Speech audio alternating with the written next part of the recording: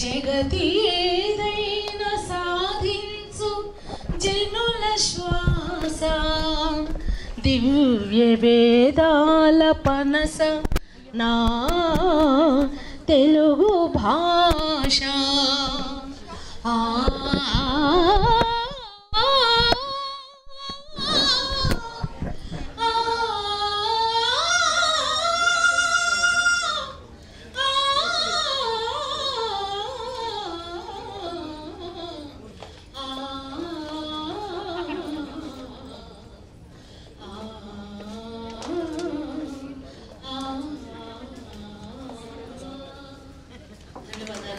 కార్యక్రమానికి సాదర స్వాగతం పలుకుతూ ఉన్నాము.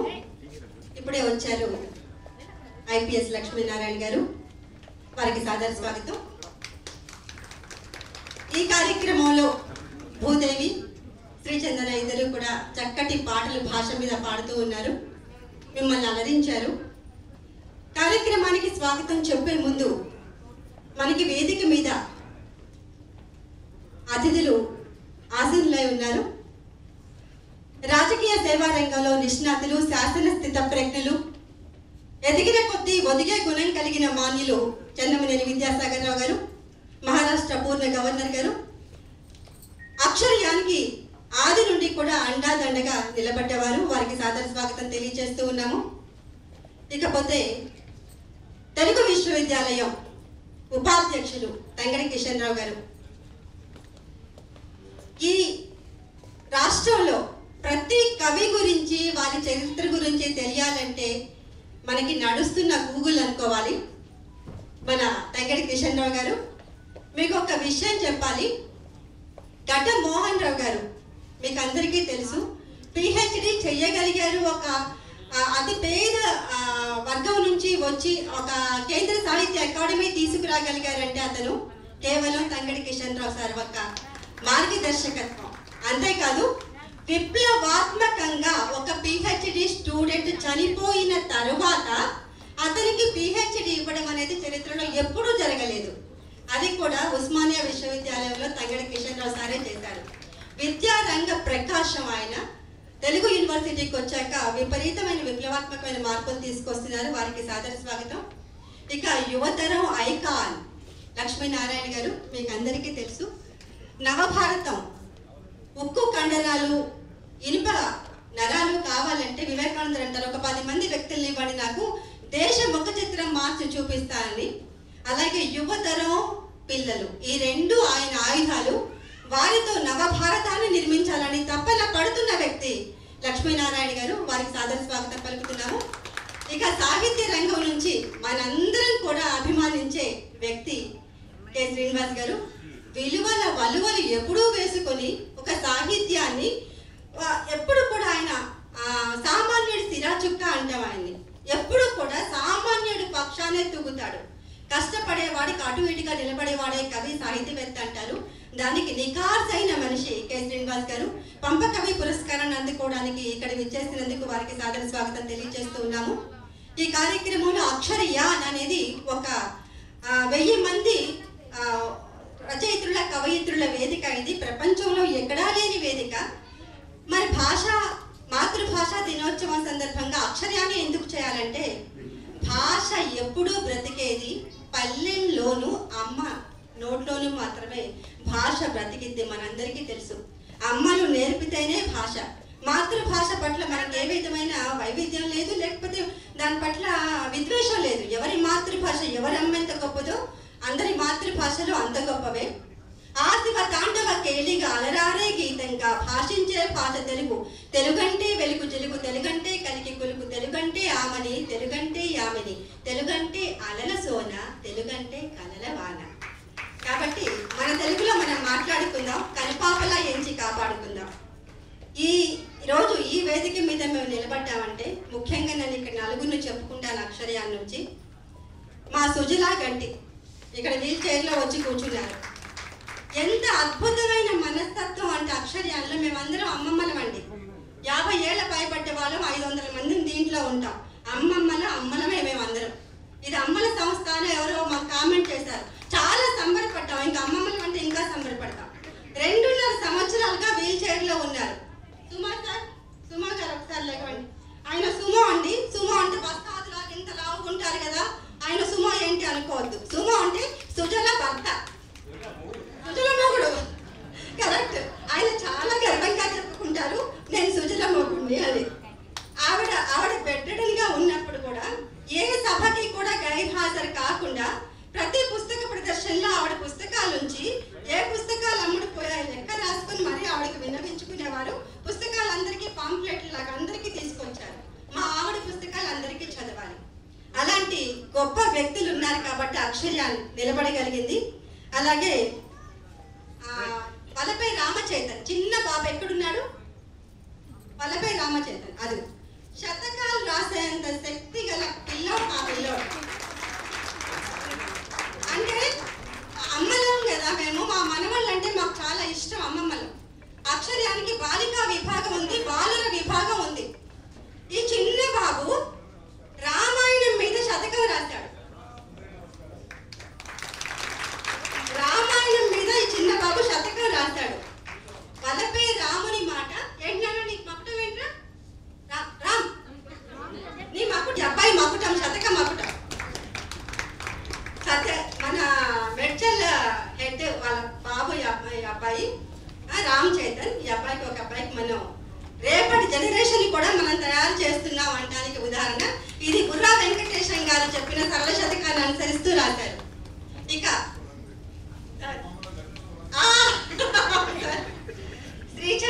శ్రీచందన ఈరోజు సన్మానాన్ని అందుకుంటుంది. తల్లిరా తల్లి, బంగారు తల్లి. శ్రీ వెంకటేశ్వర అంటే తిరుమల తిరుపతి దేవస్థానం నుంచి బాల వాగ్గేయకారునిగా పేరు ప్రఖ్యాతులు పొంది 2 పుస్తకాలు అంత చిన్న పాపకి వాళ్ళు ఒప్పుకొని స్పాన్సర్ చేశారంటే అమ్మవారు ఆ పాప నోట్లో ఎప్పుడు పలుకుతుంటారు. శ్రీచందన తను రాసుకుంటుంది, తను పాడుకుంటుంది. ఇప్పుడు పాటలు కూడా తను పాడారు. శ్రీచందన వాళ్ళ అమ్మా నాన్న, వాళ్ళిద్దరు వాళ్ళ అమ్మా నాన్నగారు ఆ పాప కోసం వాళ్ళు జీవిస్తారండి. ఆ పాపకి ఎప్పుడు ఎలా రాయాలో, ఏం కావాలో అన్నీ కూడా వాళ్ళు సమృద్ధిగా అందిస్తారు. అలాంటి తల్లిదండ్రులు ఉంటే ఇలాంటి పిల్లలు ఉంటారు అనడానికి ఉదాహరణ శ్రీచంద్ర. అలాగే మా తమ్మటి విజయ, రమాదేవి కులకర్ణి వీరందరూ కూడా ఉన్నారు. వసుంధర మేడం కూడా ఇక్కడ ఉన్నారు. జానపద విజ్ఞానంలో ఆవిడ చేసినంత సర్వీస్ ఎవరూ చేయలేదు, అంత గొప్ప వ్యక్తితను. అలాగే మన సన్మాన గ్రహీతలు అందరూ కూడా ఉన్నారు. వడ్డేపల్లి కృష్ణ గారు, వారు రాయని ప్రక్రియ అంటూ లేదు. వడ్డేపల్లి కృష్ణ గారు చాలా గొప్పవారు వారు. ఇక రెడ్డి శ్యామల గారు ఉన్నారు. మన గవర్నర్ గారికి తెలుగు నేర్పుతారు ఆవిడ, రెడ్డి శ్యామల గారు. భాషా బోధన, నిఘంటు నిర్మాణం, పద సాహిత్యం, జానపద విజ్ఞానం అన్నింటిలో కూడా అందివేసిన చెయ్యవారిది. ఇక శశిబాల గారు ఉన్నారు పక్కనే. శీఘ్ర గ్రాహి వారు, ఛందస మెరుగని సాంప్రదాయవాది వారు, ఆవేశం లేని ఆధునిక కవి కూడా వారు. ఇక రాధా కుసుమ గారు ఉన్నారు ఆ పక్కనే, రచయిత్రి.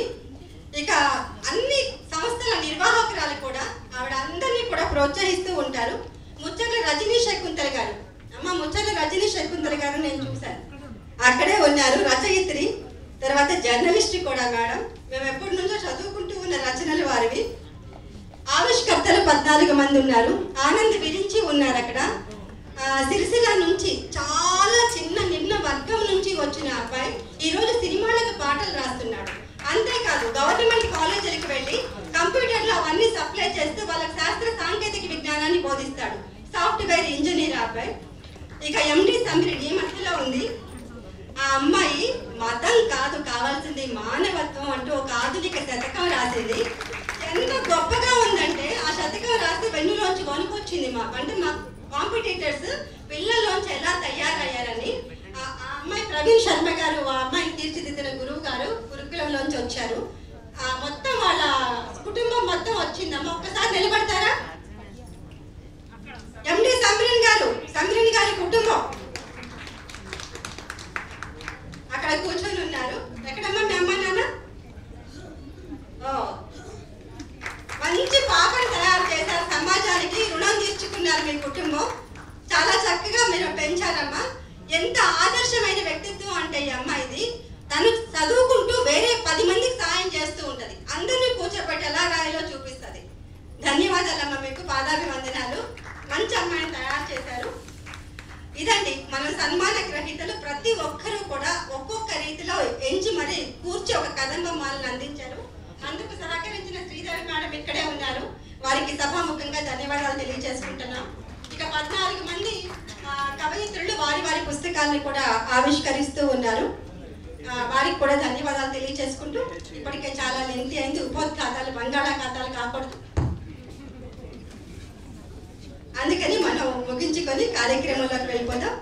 ఈ కార్యక్రమానికి అధ్యక్షులుగా వ్యవహరిస్తున్నారు మా గురువు గారు తంగెడ కిషన్ రావు గారు. తంగెడ అనేది తంగెడుకి మారుపేరు మీకు అందరికీ తెలుసు. మన రాష్ట్ర పుష్పం వారింటి పేరు. ఆ తంగెడ కిషన్ రావు గారిని మాట్లాడాల్సిందిగా కోరుతూ ఉన్నాను.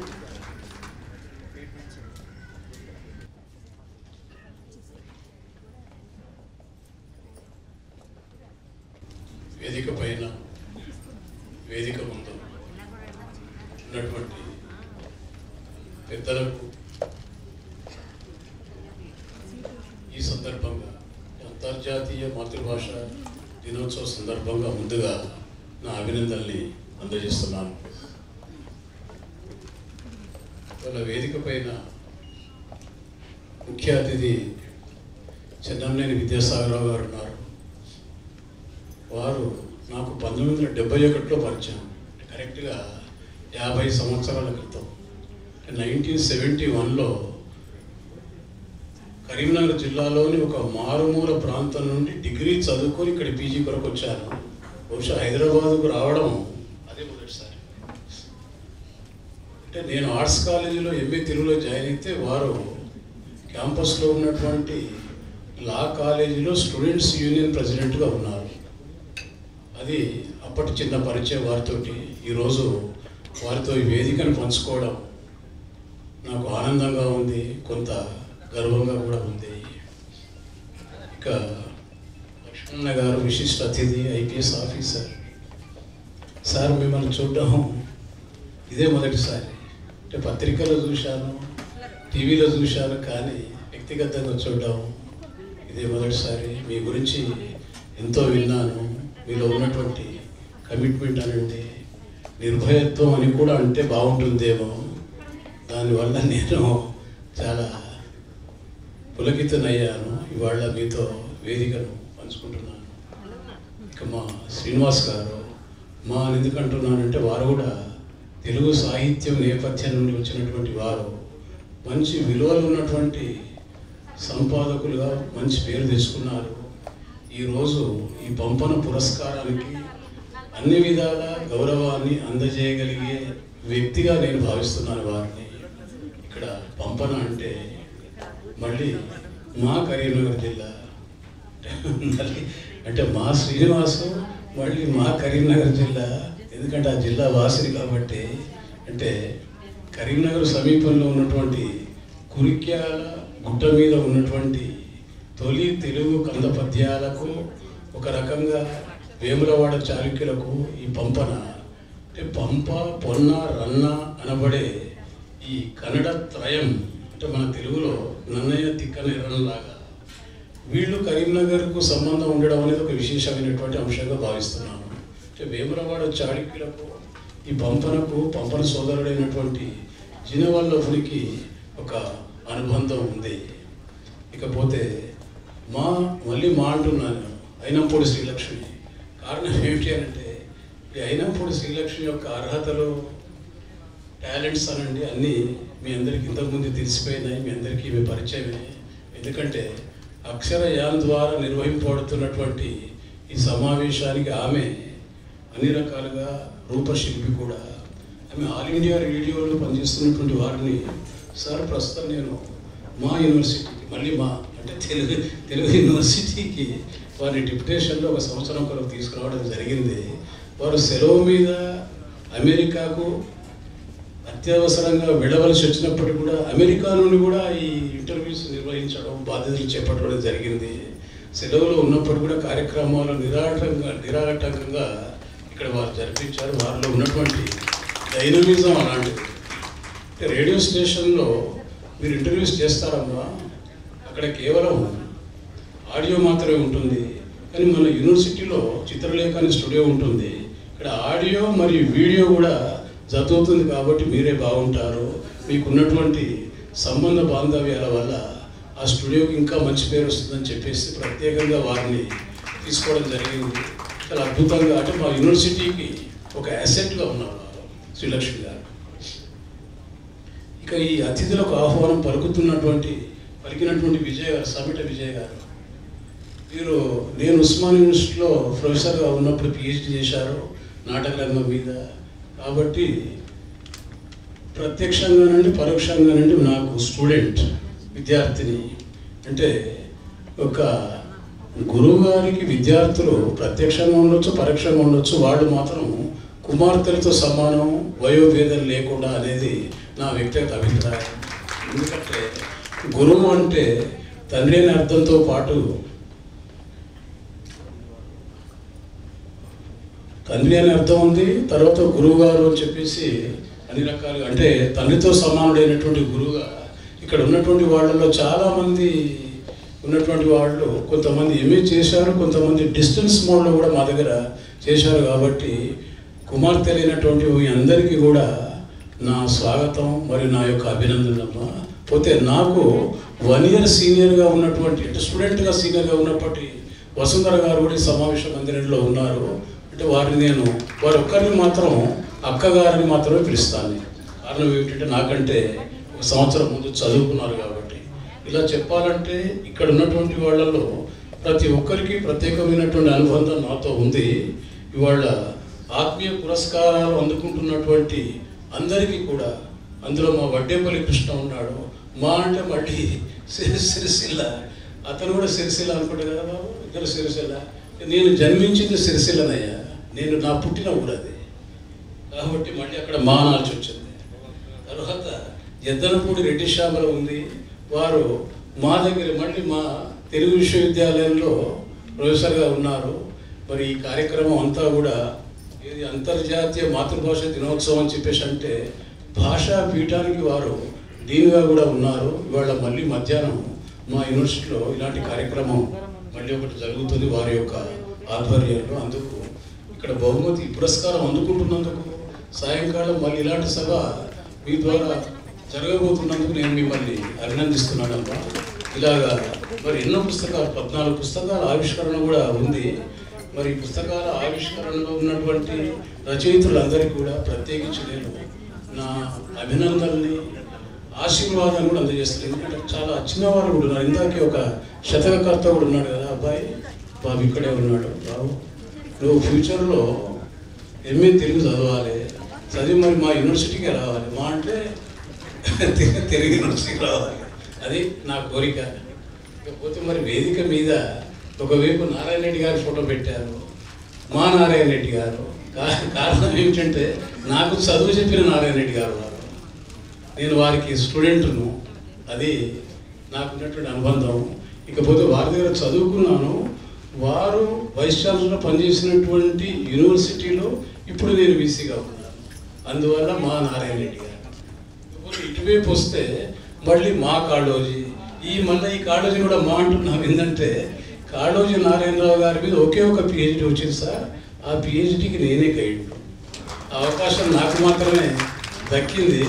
ఇకపోతే వారితో నాకు ప్రత్యేక అనుబంధం ఏమిటంటే ఈ కాళోజీ నారాయణరావు గారు, పొట్లపల్లి రామారావు గారు, అందులో వారు ఇంట్రావర్ట్ ఇంకోరు ఎక్స్ట్రావర్ట్ అనే పేరు తెచ్చుకున్నటువంటి వాళ్ళిద్దరు ఒకే ఇంట్లో ఉండేవారు. అంటే కాళోజీ నారాయణరావు గారు ఇంట్లో పొట్లపల్లి రామారావు గారు అద్దెకు ఉండేవారు. ఆ పొట్లపల్లి రామారావు గారు కూడా ఒక గొప్ప కవి అని చెప్పక్కర్లేదు వ్యక్తికి. వారి మీద కూడా ఒకే పిహెచ్డి వచ్చింది రామారావు గారి మీద. ఆ పిహెచ్డికి కూడా నేనే గైడ్.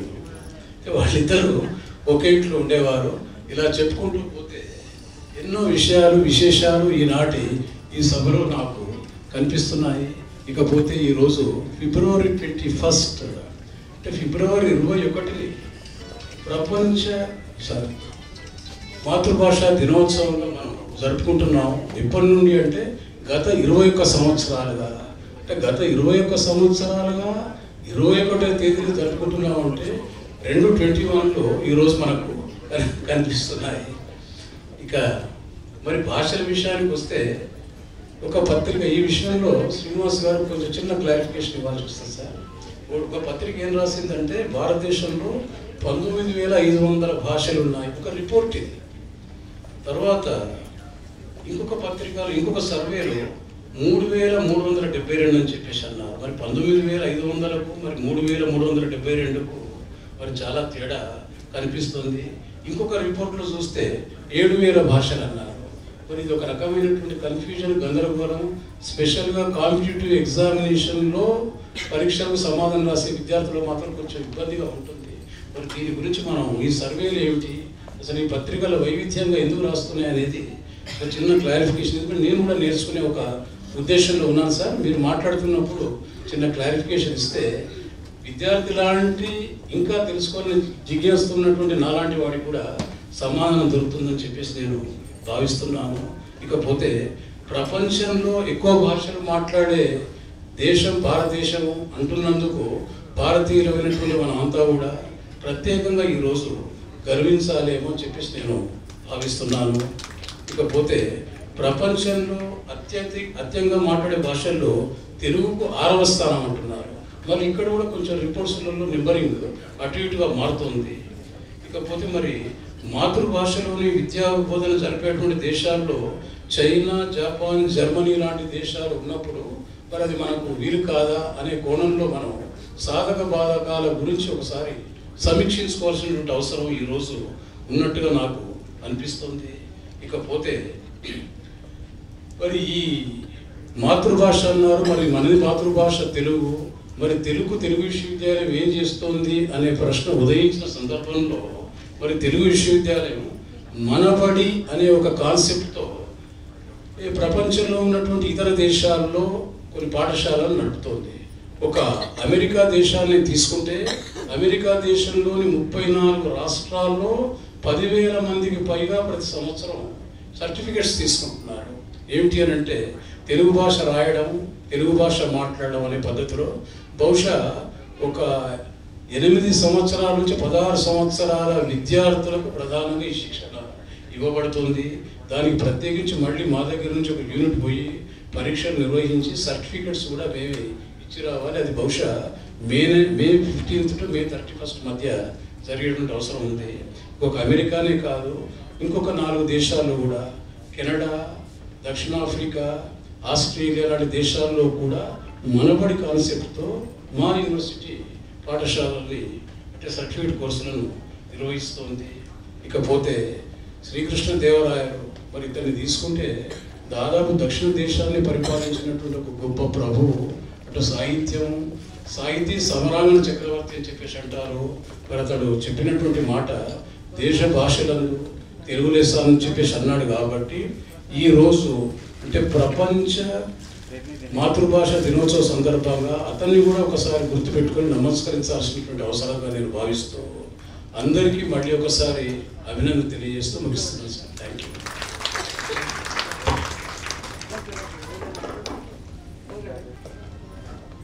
ధన్యవాదాలండి.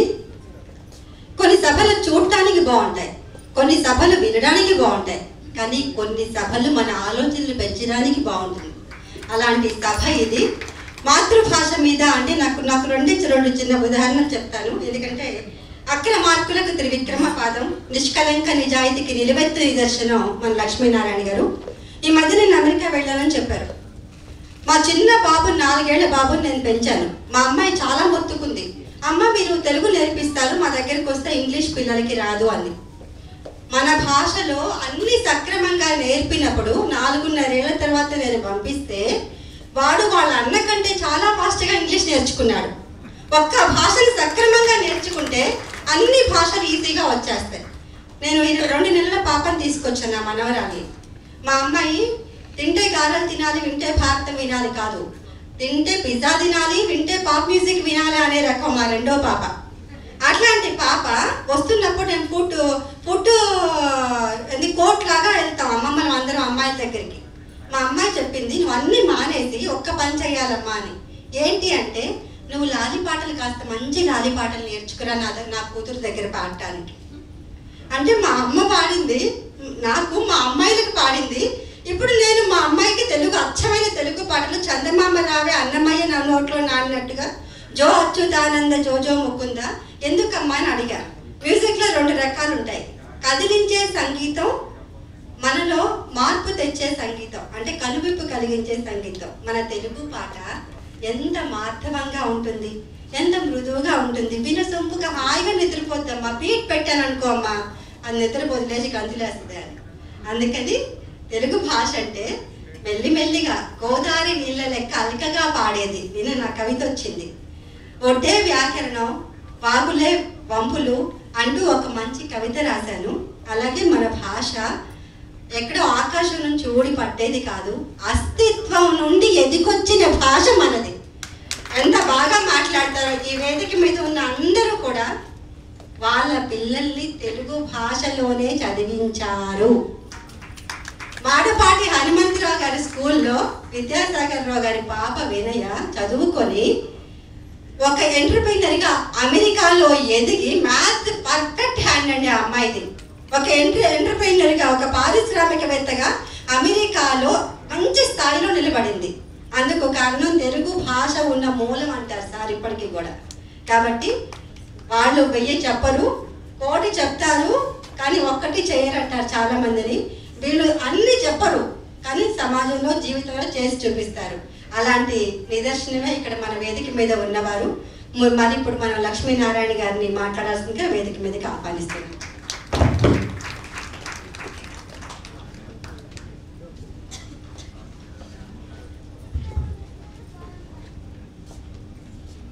అక్షరయాన్ సారథ్యంలో అంతర్జాతీయ మాతృభాషా దినోత్సవ వేడుకలకు ముఖ్య అతిథిగా విచ్చేసిన శ్రీ విద్యాసాగర్ రావు గారు, కార్యక్రమ అధ్యక్షులు శ్రీ తంగెడ కిషన్ రావు గారు, అదేవిధంగా పంపకవి పురస్కార గ్రహీత డాక్టర్ కె శ్రీనివాస్ గారు, ఈరోజు పురస్కారాలు అందుకుంటున్న పురస్కార గ్రహీతలు, కార్యక్రమానికి విచ్చేసిన ఎంతోమంది పెద్దలు, రచయితలు అందరికీ నమస్కారం.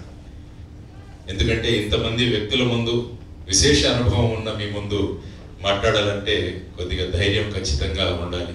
కాబట్టి ఆ ధైర్యాన్ని కూడగట్టుకోవడానికి కొద్దిగా సమయం పట్టింది. అందుకని కొద్దిగా ఒక లేటుగా వచ్చాను.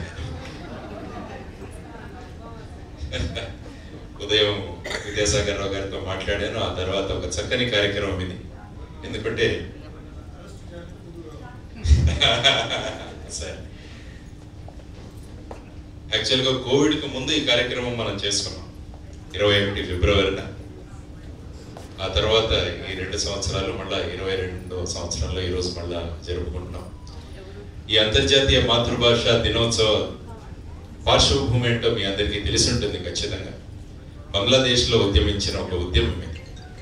అక్కడ మన పార్టీషన్ అయిన తర్వాత, విభజన జరిగిన తర్వాత పాకిస్తాన్ ప్రభుత్వం అక్కడ ఉర్దూ భాషను మాతృభాషగా, వ్యావహారిక భాషగా అక్కడ అమలు చేయడానికి వారు సంకల్పిస్తే, దానికి విరోధంగా అక్కడ ఉన్న ప్రజలు మాకు బంగాలీ భాషనే మాకు మాతృభాషగా, వ్యావహారిక భాషగా ఉండాలని చెప్పేసి వాళ్ళు చేసిన ఉద్యమంలో, ఆ ఉద్యమానికి విద్యార్థులు, విద్యార్థి సంఘాలు కూడా ఇచ్చిన సహాయంతో, ఆ తర్వాత వాళ్ళ మీద జరిగిన ఫైరింగ్, అందులో 5 మంది చనిపోవడం, ఇవన్నీ జరిగిన సందర్భంగా ఈ ఫిబ్రవరి 21న అంతర్జాతీయ మాతృభాష దినోత్సవాన్ని ఏర్పాటు చేయాలి అన్న సంకల్పంతో యునైటెడ్ నేషన్స్, ఐక్యరాజ్య సమితి ఏదైతే ఉందో వాళ్ళు నిర్ణయించడం జరిగింది. ఎందుకంటే మీ అందరికీ తెలిసిన విషయమే, కానీ పిల్లలు ఉన్నారు కాబట్టి చెబుతామన్న ఒక సంకల్పన. ఆ సందర్భంగా ఐక్యరాజ్య సమితి చేసిన ప్రకటన ఒకసారి చెప్తాను. భాషలు స్పష్టంగాను మరియు అస్పష్టంగాను ఉన్న మన వారసత్వాన్ని సంరక్షించుకోవడానికి మరియు అభివృద్ధి చేసుకోవడానికి ఉపయోగపడే శక్తివంతమైన సాధనాలు. కాబట్టి ఇటువంటి మాతృభాషలను రక్షించుకోవడం అన్నది మన అందరి యొక్క కర్తవ్యమని ఆ రోజు చెప్పడం జరిగింది. ఇప్పుడు చదువుతుంటాం, ఈ పక్షి కనపడడం లేదు, లేకుంటే ఈ పర్టికులర్ స్పెషీస్ కనపడడం లేదు, ఇవన్నీ ఎక్స్టింక్ట్ అయిపోతున్నాయి, ఇవి బయటికి వెళ్ళిపోతున్నాయని మనం మాట్లాడుకుంటున్నప్పుడు, అదేవిధంగా భాషలు కూడా అంతమైపోతున్నాయి అన్నది మనం గమనిస్తున్న విషయం. ఇందాకే వీసీ గారు మాట్లాడారు, 13,000 భాషలు ఉన్నాయా, 6,000 ఉన్నాయా, 7,000 ఉన్నాయా అన్న సందర్భంలో ఆయన. కాబట్టి పశుపక్షాదుల్లో ఏ విధంగా అంతరించిపోతున్నాయి, అదేవిధంగా భాషలు కూడా అంతరించిపోతున్నాయి. కాబట్టి ఈ భాషలు అన్న వాటిని సంరక్షించుకోవడం మన అందరి కర్తవ్యం అన్న ఒక మన కర్తవ్యాన్ని గుర్తు చేయడానికి ఈరోజు ఈ కార్యక్రమాన్ని ఏర్పాటు చేసుకున్నాం. మరి మాతృభాష అంటే ఏంటి అన్నది ఒక 2 నిమిషాలు మాట్లాడతాను. అంటే మాతృభాష అంటే ఏంటి అంటే ప్రాంతీయ భాష ఒకటి, మాతృభాష ఒకటి. మరి ఈ రెండిటిలో వ్యత్యాసం ఏంటి? ఏ ప్రాంతాలకు అనుగుణంగా మాట్లాడేది ఒకటైతే ఇంకొకటి ఏదైనా ఉందంటే అదే మాతృభాష. మాతృభాష అనేదాన్ని చాలా మంది చాలా రకాలుగా చెబుతుంటారు. మాతృభాష అంటే ఏంటి అన్నది ఆలోచించడం మొదలు పెడితే తల్లి మాట్లాడే భాష మాతృభాష, తల్లి మాట్లాడే ఏదైతే భాష ఉంటుందో అది మాతృభాష అని అనుకున్నట్లయితే చాలా మందికి చాలా చాలా మాతృభాషలు ఉండాలి. మరి అంటే ఎవరైనా ఒకరొక తమిళ అమ్మాయిని పెళ్లి చేసుకుంటే తమిళం మాతృభాష అవ్వాలి, అది అలా కాదు. ఏదో భిన్నత్వం ఉండాలి మాతృభాష అని మనం ఆలోచిస్తే మాతృత్వాన్ని జోడిస్తున్నాము అంటే తొలిసారి నీకొక భావనని జొప్పించి అందులోంచి ఉద్భవించే శబ్దం కనుక బయటికి వస్తే అది మాతృభాష అయి ఉండాలి అని చెప్పి నేను అంటాను అనమాట. మనం మొదటిసారిగా, ఎందుకంటే ఇప్పుడు అయినప్పుడు లక్ష్మి గారు కూడా అన్నారు, మా మనవరాలు కూడా ఇప్పుడు మాట్లాడడం మొదలుపెట్టింది. మా మనవరాలు కూడా మొదట ఏం మాట్లాడుతుందా అని మేమంతా చూస్తున్నాం. ఎందుకంటే వాళ్ళ అమ్మ కన్నడ భాష, మావాడు తెలుగు మాట్లాడతాడు, వాళ్ళ ఇంట్లో కొంతమంది తమిళ్ మాట్లాడతారు. మరి ఏముందో అని అందరం ఎదురు చూస్తున్నారు.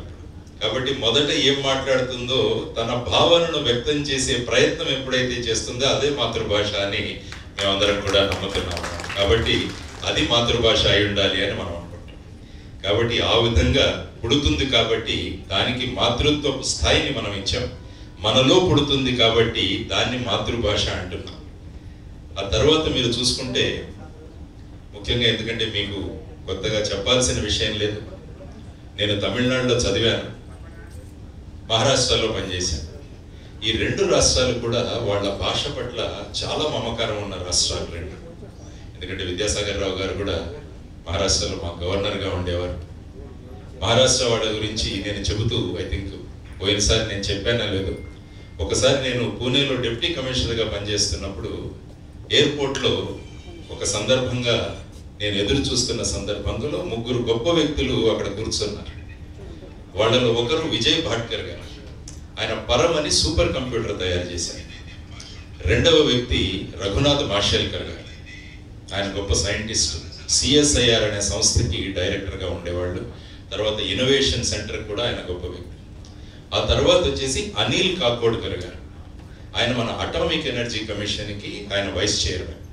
ఈ 3 కూర్చొని అక్కడ, నేను కూడా మరాఠీ బాగా మాట్లాడతాను కాబట్టి మేము 4 కూర్చొని మరాఠీలో మాట్లాడుకున్నాం. తమిళనాడులో చెప్పాల్సిన అవసరం లేదు మీకు. అంటే నేను ఎందుకు చెబుతున్నానంటే ఆ రాష్ట్రాలలో వాళ్ళ మాతృభాష పట్ల వాళ్ళకున్న మమకారం చాలా గొప్పది. కానీ మన రాష్ట్రాల్లో, తెలుగు రాష్ట్రాల్లో ఏమవుతుందంటే ఇంగ్లీష్ మాట్లాడితేనే మనం గొప్పవాళ్ళు అని మనం అనుకుంటారు చాలా మంది. సాధారణంగా నేను ఇంజనీరింగ్ కాలేజెస్కి వెళ్ళినప్పుడు కూడా నేను అడుగుతాను వాళ్ళని ఏ భాషలో మాట్లాడాలి అంటే, సరే ఇంగ్లీష్లో మాట్లాడండి అంటారు. ఎంతమంది పిల్లలకు తెలుగు రాదు అని అడుగుతాను, అందరికీ తెలుగు వచ్చండి అంటే. అందువల్ల ఖచ్చితంగా ఎక్కడికి వెళ్ళినా కూడా తెలుగులోనే మాట్లాడుతుంటాను నేను. అది నేను నిర్ణయించుకున్న ఒక విషయం. ఎంతటి మీటింగ్లోకి వెళ్ళినా కూడా తెలుగులో మాట్లాడాలి. అదే విధంగా విద్యాసాగర్ రావు గారు కూడా మహారాష్ట్రలో గవర్నర్గా ఉన్నప్పుడు ఏ ప్రసంగం చేసినా అందులో ఖచ్చితంగా తెలుగు గురించి మాట్లాడేవాడు. తెలుగు కవుల గురించి, తెలుగు కవులు చెప్పిన విషయాల గురించి, వాటి గురించి ఖచ్చితంగా ఆయన చెప్పేవారు. అంటే మాతృభాషకు దగ్గరగా ఉన్నప్పుడు మనకు దాని మీద అభిమానం ఉంటుంది. ఇప్పుడు చూస్తే విద్యాసాగర్ రావు గారు, ఆయన వయసు ఎంత అన్నది మహారాష్ట్రలో పెద్ద చర్చ మా అందరికీ ఆఫీసర్స్. నువ్వు ఆయనకు దగ్గరగా ఉంటావు కదా, ఆయన వయసు ఎంత అంటే, ఆయన వయసు చెప్పినప్పుడు ఆయన ఏదైనా వాళ్ళ డేట్ ఆఫ్ బర్త్ ఏమైనా తప్పుగా రాశారేమో అని చాలా మంది నాతో అనేవారు. నేను వాళ్ళకు చెప్పేది ఒకటే, ఆయన మాతృభాషకు దగ్గరగా ఉంటారు కాబట్టి అంత యంగ్గా కనిపిస్తారు అని ఆయన చెప్తారు. కాబట్టి ఆ విధంగా మనం అనుకుంటే, ఎందుకంటే ప్రజలను ఏదో విధంగా మనం వాళ్ళకు చెప్పగలగాలి. కాబట్టి మాతృభాషకు దగ్గరగా ఉంటే విద్యాసాగర్ రావు గారిలాగా మీరు ఉంటారని మనం చెప్పాలన్నమాట. So is a brand ambassador. ఎందుకంటే ఆయన తెలుగు భాష పట్ల ఆయనకున్న మమకారం. లేకుంటే ఈ సభలు ఎప్పుడో గత నెలలోనే నాకు ఫోన్ చేశారు, వచ్చే నెలలో నేను ఈ కార్యక్రమాన్ని పెడదాం అనుకుంటున్నాను, ఖచ్చితంగా రావాలి. వస్తాను సార్. ఎందుకంటే ముఖ్యంగా ఈ 2 రాష్ట్రాల్లో మనం తెలుగు భాషను పట్ల, తెలుగు భాష యొక్క మమకారాన్ని మనం పెంచాలి. ముఖ్యంగా విద్యార్థులలో ఇంగ్లీష్ నేర్చుకోవచ్చు, అది కేవలం కమ్యూనికేషన్ కోసం ఉపయోగించాలి, కానీ ముఖ్యంగా తల్లిదండ్రుల యొక్క ఆలోచనలు కూడా మార్చగలగాలి. మనం చాలామంది తల్లిదండ్రుల్లో ఉన్న భావన ఏంటంటే తెలుగు చదివితే వాళ్ళు రేపు ఉద్యోగాలు రావు, కాబట్టి వీళ్ళు రేపు అమెరికాకు వెళ్ళలేరు. ఇందాకే చెప్పారు లక్ష్మి గారు, మన భాషలో మనకు ప్రభుత్వం ఉంటే, మన భాషలో మనకు పట్టుంటే ఇతర భాషలు నేర్చుకోవడం చాలా సులభం. నేను 5 భాషలు మాట్లాడతాను. దానికి ప్రధానమైన కారణం ఏంటంటే తెలుగు భాష నాకు చక్కగా వస్తుంది కాబట్టి నేను ఇతర భాషలను సులభంగా నేర్చుకోగలిగాను. దాన్ని తర్జుమా చేయడం చాలా సులభం అవుతుంది. అందువల్ల ఆ విధమైన భావనలు కనుక మన కుటుంబాలలో, మన పిల్లలలో కనుక ప్రవేశపెడితే, ముఖ్యంగా ప్రభుత్వాలు కూడా ఆలోచించాలి. ప్రభుత్వాలు మేము ఇంగ్లీష్ మీడియం అని ప్రతి చోట నేను చూస్తున్నాను, కానీ ప్రభుత్వాలకు కూడా చెప్పాల్సిన బాధ్యత మన మీద ఉంది. కుటుంబాలకు చెప్పాలి, తర్వాత ప్రభుత్వాలకు కూడా చెప్పి మాతృభాష యొక్క ప్రాముఖ్యతను, మాతృభాష యొక్క వైశిష్టతను, తర్వాత మాతృభాషలో నేర్చుకుంటే ఇతర భాషలను ఎంత సులభంగా మనం నేర్చుకోవడం అన్న దాని గురించి కూడా మనం వారికి చెప్పగలిగితే ఖచ్చితంగా మనం మార్పు తీసుకురావాలి. ఈ సంవత్సరం యునైటెడ్ నేషన్స్ ఏమన్నారంటే using digital technology to learn more languages. ప్రతి సంవత్సరం ఒక్కొక్క విషయం గురించి యునైటెడ్ నేషన్స్ వారు నిర్ణయిస్తుంటారు. ఈ సంవత్సరం వాళ్ళు చెప్పినది ఏంటంటే మనం డిజిటల్ టెక్నాలజీని ఉపయోగించి మనం భాషలను ఎలా నేర్చుకోవచ్చు అన్నది. కాబట్టి ఆ విధంగా తెలుగు విశ్వవిద్యాలయం కానీ ఇతర విశ్వవిద్యాలయాలు కానీ ఆ విధంగా వచ్చిన డిజిటల్ టెక్నాలజీని ఉపయోగించి మనం ఇతర భాషలను సులభంగా ఎలా నేర్చుకోవచ్చు అన్న శీర్షిక ఏదైతే ఉందో దాన్ని ముందుకు తీసుకెడతాం. ఇంకొక సూచన ఏంటంటే అక్షరయాన్ సంస్థకి ఈ సంవత్సరానికి ఒక టార్గెట్ మనం పెట్టుకుందాం. ఈరోజు మనం పెట్టుకున్న సభ ఏదైతే ఉందో వచ్చే సంవత్సరం సభ లోపల ఈ 1 సంవత్సరంలో మనం మాతృభాష పట్ల మమకారాన్ని, మాతృభాష యొక్క వాడుకను పెంచడానికి మనం ఏ విధంగా ప్రయత్నం చేశామని మీరు నిర్ణయించి మీరు ఈ పని చేయండి మమ్మల్ని నిర్దేశిస్తే, మమ్మల్ని ఆదేశిస్తే మీ ఆదేశాలను తీసుకుని ఆ విధంగా అమలుపరచడానికి మేము ఖచ్చితంగా పనిచేస్తామని తెలియజేస్తూ మరి ఒకసారి అంతర్జాతీయ మాతృభాషా దినోత్సవ సందర్భంగా అందరికీ శుభాకాంక్షలు మరియు అభినందనలు తెలియజేస్తూ సెలవు తీసుకుంటున్నాను. నమస్కారం.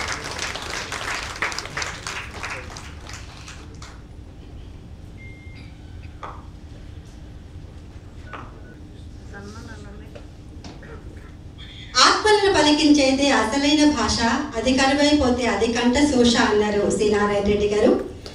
పాల బువ్వ భాష పరిపాలన భాష కావాలి. పాల బువ్వ అప్పుడు అమ్మ ఏం చెప్తూ మనకి మాటలు నేర్పుతుందో అది పరిపాలన భాష అయినప్పుడు ఎలాంటి అడ్డంకులు ఉండవని మన లక్ష్మీనారాయణ గారు చెప్పారు.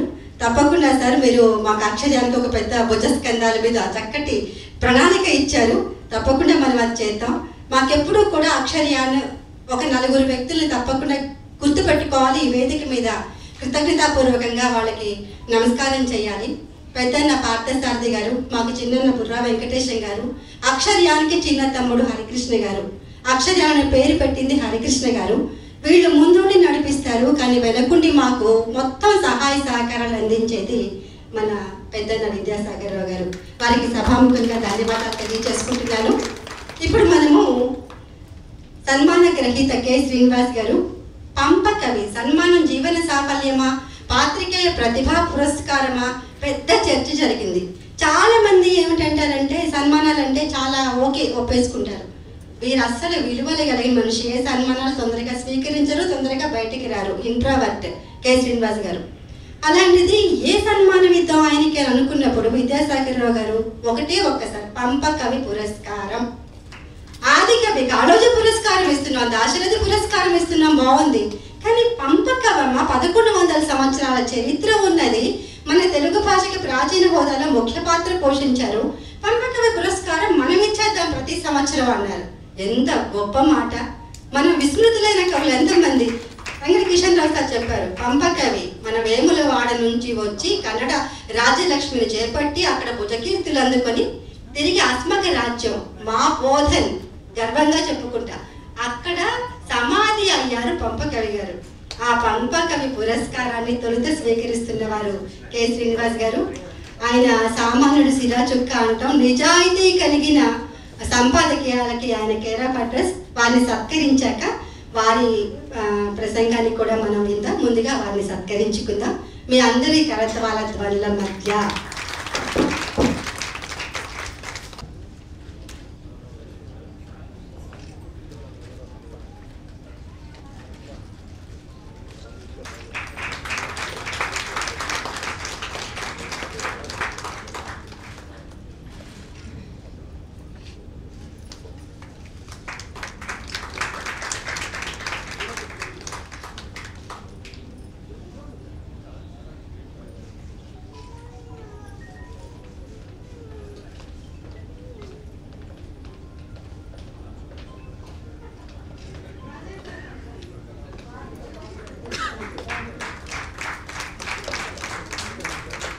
నింగికెగుస్తుంది.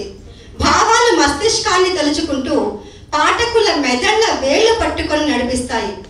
మనిషి మౌనంగా కనిపిస్తే సముద్రం మధ్యలో అలాగే ఉండదా? లోపల వేల ఆలోచనల జలరాశులు ఒకదాని వెనుక ఒకటి పరుగులు తీస్తుంటాయి. బడబానలం పైకి వచ్చి మాటలుగా మారితే అక్రమాలు అన్యాయాలు భూమి మీద ఉంటాయా? అందుకే తుఫాను ముందు ప్రశాంతత. ఆ సంపాదకీయమే కాదు, తప్పుని విక్రమార్కుడిలాగా భుజం మీద వేసుకొని విసుగు చెందకుండా ప్రశ్నిస్తూ నడుస్తుంది. సంప్రదాయం వామన పాదమై ఆశ్రిత పక్షపాతాన్ని పేపర్లో చుట్టి పాతాళంలో పడేస్తుంది. చుట్టూ కులం నిప్పులు కక్కుతున్నా తను యజ్ఞపురుషుడిలా హవిస్సును అందిస్తాడు తప్పితే అందుకోడు. శ్రీనివాసుడు పేరుకే, వాస్తవానికి అతను జ్ఞానవాసుడు. అందుకే ప్రపంచం అతని అక్షరంలో ఒత్తికగా ఒదిగిపోతుంది. విద్యా దదాతి వినయం అన్నది తనని చూసైనా మనం మార్చుకుంది. ఇదేమిటి, ఇంత మొరటు కాలంలో కూడా ఇతని కలం తిట్ల నుండి తప్పించుకుని గర్వంగా రాసుకుంటూ పోతుంది. అందుకే అతను ఒక విశ్వనరుడు, అక్షరాస్వర వేదం సాగించే మేధో చక్రవర్తి, స్నేహానికి నిలువెత్తు నిదర్శనం, అద్దుకోని నిరాడంబరుడు, విలువల వటవృక్షం, జనారణ్యంలో తపమాచరించే వామపక్ష యోగి, విలువలు పట్టుకుని వేలాడే మానవతావాది, వెరసి సామాన్య పాఠకుడి హృదయపు సిరా చుక్క. అడవి రాజబాబు గారు నేను కలిసి రాసింది. మరి పంపకవి పురస్కారాన్ని స్వీకరించినందుకు వారికి అభినందనలు తెలియజేసుకుంటూ వారిని మాట్లాడాల్సిందిగా కోరుతున్నాను. కృష్ణరావు గారికి, ముఖ్య అతిథి మాజీ కేంద్ర మంత్రి చిన్నమనేని వెంకటేశ్వరరావు గారు, జేడి లక్ష్మీనారాయణ గారు, అయినంపూడి శ్రీలక్ష్మి గారు, సభలో ఉన్న మిత్రులు పెద్దలు అందరికీ నమస్కారం. ఇందాక సన్మాన పత్రంలో చదివిన అన్ని అతిశయోక్తులు అంటే అవేమీ వాస్తవం కాదు. వాటిని పెద్దగా సీరియస్గా తీసుకోకండి. నిజానికి తెలుగు భాష నా ఉపాధి కూడా.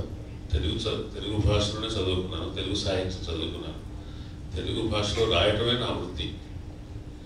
నా వృత్తి ఇంకా చాలా కాలం ఉండాలని, పత్రికలు ఇంకా చాలా కాలం మనుగడ సాగించాలని, తెలుగు పాఠకులు ఉండాలని కోరుకోవడంలో నా స్వార్థం కూడా ఉంటుంది. ఎందుకంటే మనకు సంబంధించిన వార్తలు, మనకు సంబంధించిన భావాలు, అనుభూతులు అన్నీ కూడా మాతృభాషలో చెప్పినట్టుగా ఇంకో భాషలో చెప్పలేము. కాబట్టి అటువంటి తెలుగు ఎంతో కాలం నుంచి ఉంది మనకి. తెలుగు చాలా ప్రాచీన భాష అని చెప్పుకోవడానికి గర్వపడతాం. ఆ ప్రాచీన భాషని నిరూపించవలసిన సమయం వచ్చినప్పుడు మనకి ఒక ఆధారం దొరికింది. ఏంటంటే కరీంనగర్ జిల్లాలోని కురుక్యాల శాసనం, బొమ్మలగుట్ట మీద కురుక్యాల శాసనం. ఆ కురుక్యాల శాసనానికి సంబంధించిన వ్యక్తి పంపడు. అతను కన్నడంలో ఆదికవి కావచ్చు, కానీ తెలుగుకి ఒక ఆది అక్షరాన్ని ఇచ్చిన వాళ్ళలో ఆయన సోదరుడు కలిసి ఆ శాసనం రాశారని మనం అనుకుంటున్నాం. ఆ పంపకవి పేరు మీద నాకు ఈ పురస్కారం ఇచ్చినందుకు అక్షరయాన్ని వారికి కృతజ్ఞతలు తెలియజేస్తున్నాం. తెలుగుని ఇందాక కిషన్రావు గారు అడిగారు ఎన్ని భాషలు ఉన్నాయి ఇంతకు భారతదేశంలో. భారతదేశంలో ప్రభుత్వం గుర్తించిన భాషలు, అధికారిక భాషలు, రాజ్యాంగంలో గుర్తించిన భాషలు 22. కానీ 121 భాషలు ఉన్నాయని మన జనాభా లెక్కలు చెప్తున్నాయి. ఆ 121 అనే లెక్క ఏంటంటే 10,000 కంటే ఎక్కువ సంఖ్యలో మాట్లాడే, కనీసం 10,000 మంది మాట్లాడే భాషలు లెక్క వేస్తే 121 ఉన్నాయి. ఈ 22 భాషలు మాట్లాడే వాళ్ళ సంఖ్య మొత్తం జనాభాలో 96%, 96%. ఆ మిగతా 4%లో అనేక వేల భాషలు ఉన్నాయి. మొత్తం 19,000కు పైగా భాషల్ని జనాభా లెక్కల్లో ప్రజలు వాళ్ళ మాతృభాషగా చెప్పారు. దాంట్లో అనేక మాండలికాలు ఉన్నాయి. ద్రావిడ భాషలు ద్రావిడ భాష 24 ఉన్నాయి. మనకు 4 తెలుసు, తెలుగు, కన్నడం, మలయాళం, తమిళం 4 చెప్తాం. కానీ గోండి, కొలామి, కోయి, కుయి దగ్గర ఈ 24 భాషలు 23 భాషలు భారతదేశంలోనే ఉన్నాయి. ఒక భాష మాత్రం పాకిస్తాన్లో ఉంది. కాబట్టి మనకి 24 భాషలు 4 భాషలే మనకు తెలుసు. అట్లాగే మనకి ఉత్తరాదంతా హిందీ మాట్లాడతారు, లేదా హిందీ, గుజరాతీ, మరాఠీ, రాజస్థానీ, కాశ్మీరీ ఇట్లా అనుకుంటాం కదా. వాటి ఒక్కొక్క రాష్ట్రంలో అనేక మాండలికాలు, యాస భేదాలు, చిన్న చిన్న సమూహాలు మాట్లాడే భాషలు అన్నీ ఉన్నాయి. కాబట్టి ఆ లెక్కలో 19,000 భాషలని ప్రస్తావన వస్తుంది. కాబట్టి 10,000 కంటే ఎక్కువ మంది మాట్లాడే భాషలు మొత్తం ఉన్నది 121. దాంట్లో 22 మాత్రమే అధికారిక భాష. అయితే మనం మాతృభాష గురించి మాట్లాడుకోవాల్సిన అవసరం వచ్చినప్పుడు తెలుగు భాషకు చాలా ప్రమాదం కలిగిందని, తెలుగు భాషను రక్షించుకోవాలని అనుకుంటున్నాను. నేను ఎక్కడికి వెళ్ళినా కూడా మన మిత్రులందరికీ ఒక హామీ ఇవ్వదలుచుకుందంటే తెలుగు భాషకు వచ్చిన ప్రమాదం ఏం లేదండి. తెలుగు భాష బాగా వర్ధిల్లుతుంది, వర్ధిల్లే అవకాశం ఉంది. మనం ఒక ఆఫ్రికాలోని ఒక భాష, లేకపోతే అండమాన్లోని ఒక భాష, వాళ్ళు ఎట్లాగైతే బాధపడుతున్నారో ఒక తొందరలో అంతరించిపోతుంది, మనం అట్లా అంతరించిపోతుందని అనుకోవాల్సిన అవసరం లేదు. కానీ మనం భాష విషయంలో మనం ప్రదర్శిస్తున్న అలక్ష్యం, బోధనా భాష విషయంలో మన ప్రాధాన్యాలు ఇవన్నీ చూసినప్పుడు మనం ఎటుపోతున్నామనే ఆందోళన కలగడం సహజం. కానీ మనం బోధనా భాష గురించి ప్రత్యేకంగా ఒక్కాడిస్తున్న కొద్దీ అది సమాజంలో ఒక రకమైన చీలికలకు దారితీస్తుంది. ఎందుకంటే ఉపాధినిచ్చే భాష, జీవనోపాధినిచ్చే భాష, ఆదాయాన్నిచ్చే భాష, అది వేరే భాష. ఎప్పుడు ఆ భాషలోకి చదువుకోవడానికి అందరూ ఇష్టపడతారు. వేరే భాషలో చదువుకోవడం కూడా మనకు కొత్త ఏం కాదు. గొప్ప సంస్కృతంలో చదువుకున్నాం, తర్వాత పర్షియన్లో, అరబిక్లో చదువుకున్నాం, ఉర్దూలో చదువుకున్నాం. ఇప్పుడు నిజానికి నిజాం ప్రభుత్వం మీద మన ప్రధానమైన విమర్శ ఏంటంటే తెలుగులో చదువుకోవడానికి అవకాశం లేదు.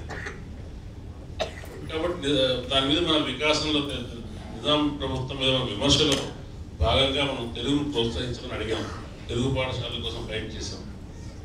కానీ ఇప్పుడు తెలంగాణ ఇంతకాలం ప్రయాణించిన తర్వాత తెలుగును ఎంతవరకు బోధనా భాషగా వస్తున్నాం, చదువుకునే భాషలో వస్తామని చూసినప్పుడు మనం ఒకప్పుడు అనుకున్నది ఒకటి, ఇప్పుడు అవుతున్నది ఒకటి అనేది అర్థమవుతుంది.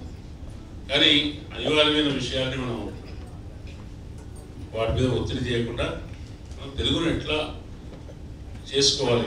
ఇవాళ మనం అనుకుంటున్నాం తెలుగు చాలా చోట్ల చాలా ప్రదేశాల నుంచి వెళ్ళిపోతుందని, కానీ చాలా ప్రదేశాల్లో వస్తుంది తెలుగులో.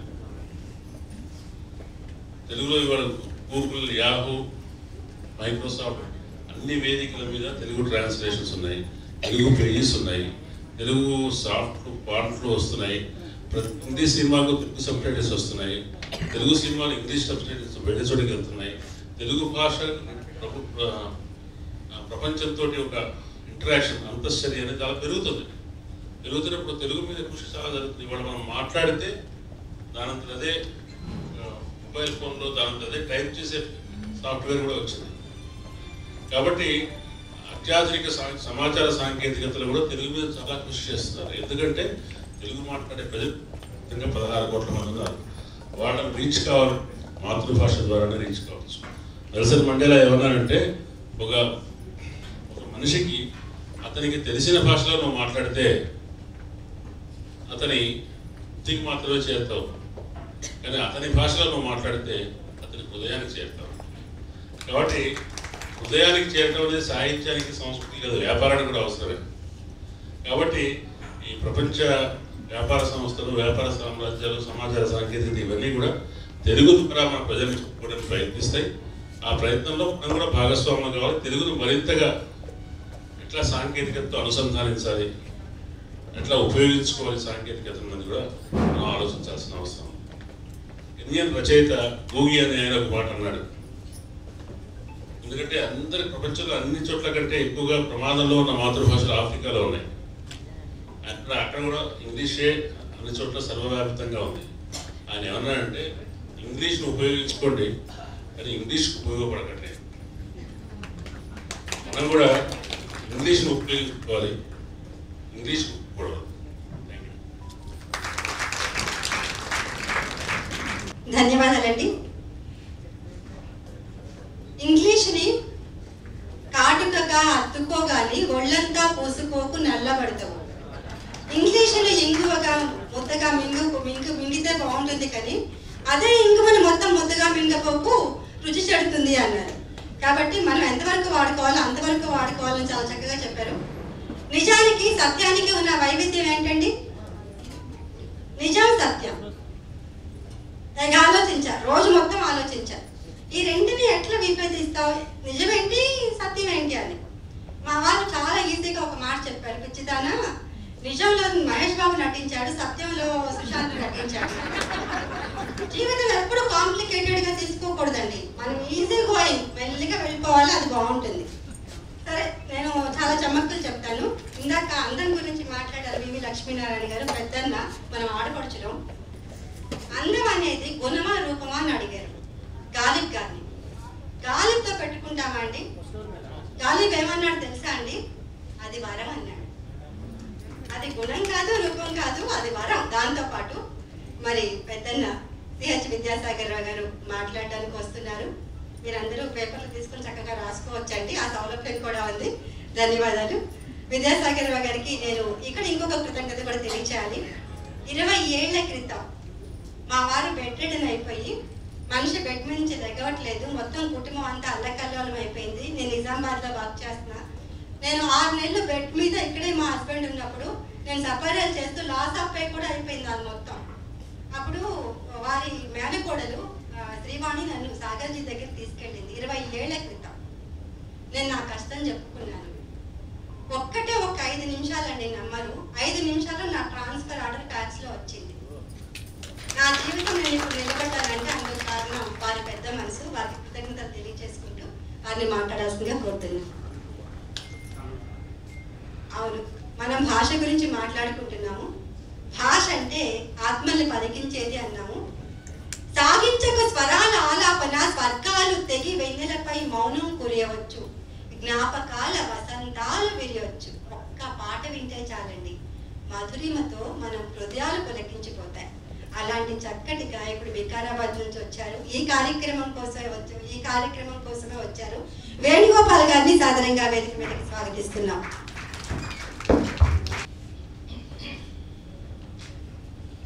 చరణాలకు ప్రణమిల్లి శరణు వేడు తల్లిని, సంఘర్షణ సమయానికి శక్తి వరములిమ్మని. చరణాలకు ప్రణమిల్లి శరణు వేడు తల్లిని, సంఘర్షణ సమయానికి శక్తి వరములిమ్మని. ఉవ్వెత్తున ఎగిసిపడే హిందూ సింధు వీచికవై, మధ్యందిన మార్తాండుని స్వయం జ్వలిత జ్వాలవై. ఇంతింతై వటుడింతై ధనుజ పీచ మణిచినటులా, ఇంతింతై వటుడింతై ధనుజ పీచ మణిచినటులా.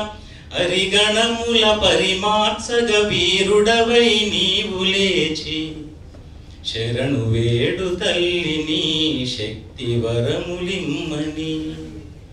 చరణాలకు ప్రణమిల్లి శరణు వేడు తల్లిని, సంఘర్షణ సమయానికి శక్తి వరములిమ్మని. క్రుద్ధరామ ధనుర్ముక్త నిశిత శరాఘాతమువై, కాళకంటు కంఠమందు మింటినంటు మంటవై ప్రళయకాల నటిత కాళి పాదధూళి కలికవై ప్రళయకాల నటిత కాళి పాదధూళి కలికవై అరిశోణిత ఆద్యమ్మును అమ్మకు అభిషేకమిచ్చి శరణు వేడు తల్లిని శక్తి వరములిమ్మని చరణాలకు ప్రణమిల్లి శరణు వేడు తల్లిని సంఘర్షణ సమయానికి శక్తి వరములిమ్మని దేశద్రోహ ముష్కరులను మట్టుబెట్ట నడుం కట్టి కరసేవక రామదండు సంకల్పిత శక్తితో అయోధ్య నేడు జాతి గతిని అవలీలగా మార్చగా అయోధ్య నేడు జాతి గతిని అవలీలగా మార్చగా ధనుర్ధారి శ్రీరాముడు మనలనావహింపగా శరణు వేడు తల్లిని శక్తి వరములిమ్మని చరణాలకు ప్రణమిల్లి శరణు వేడు తల్లిని సంఘర్షణ సమయానికి శక్తి వరములిమ్మని శక్తి వరములిమ్మని.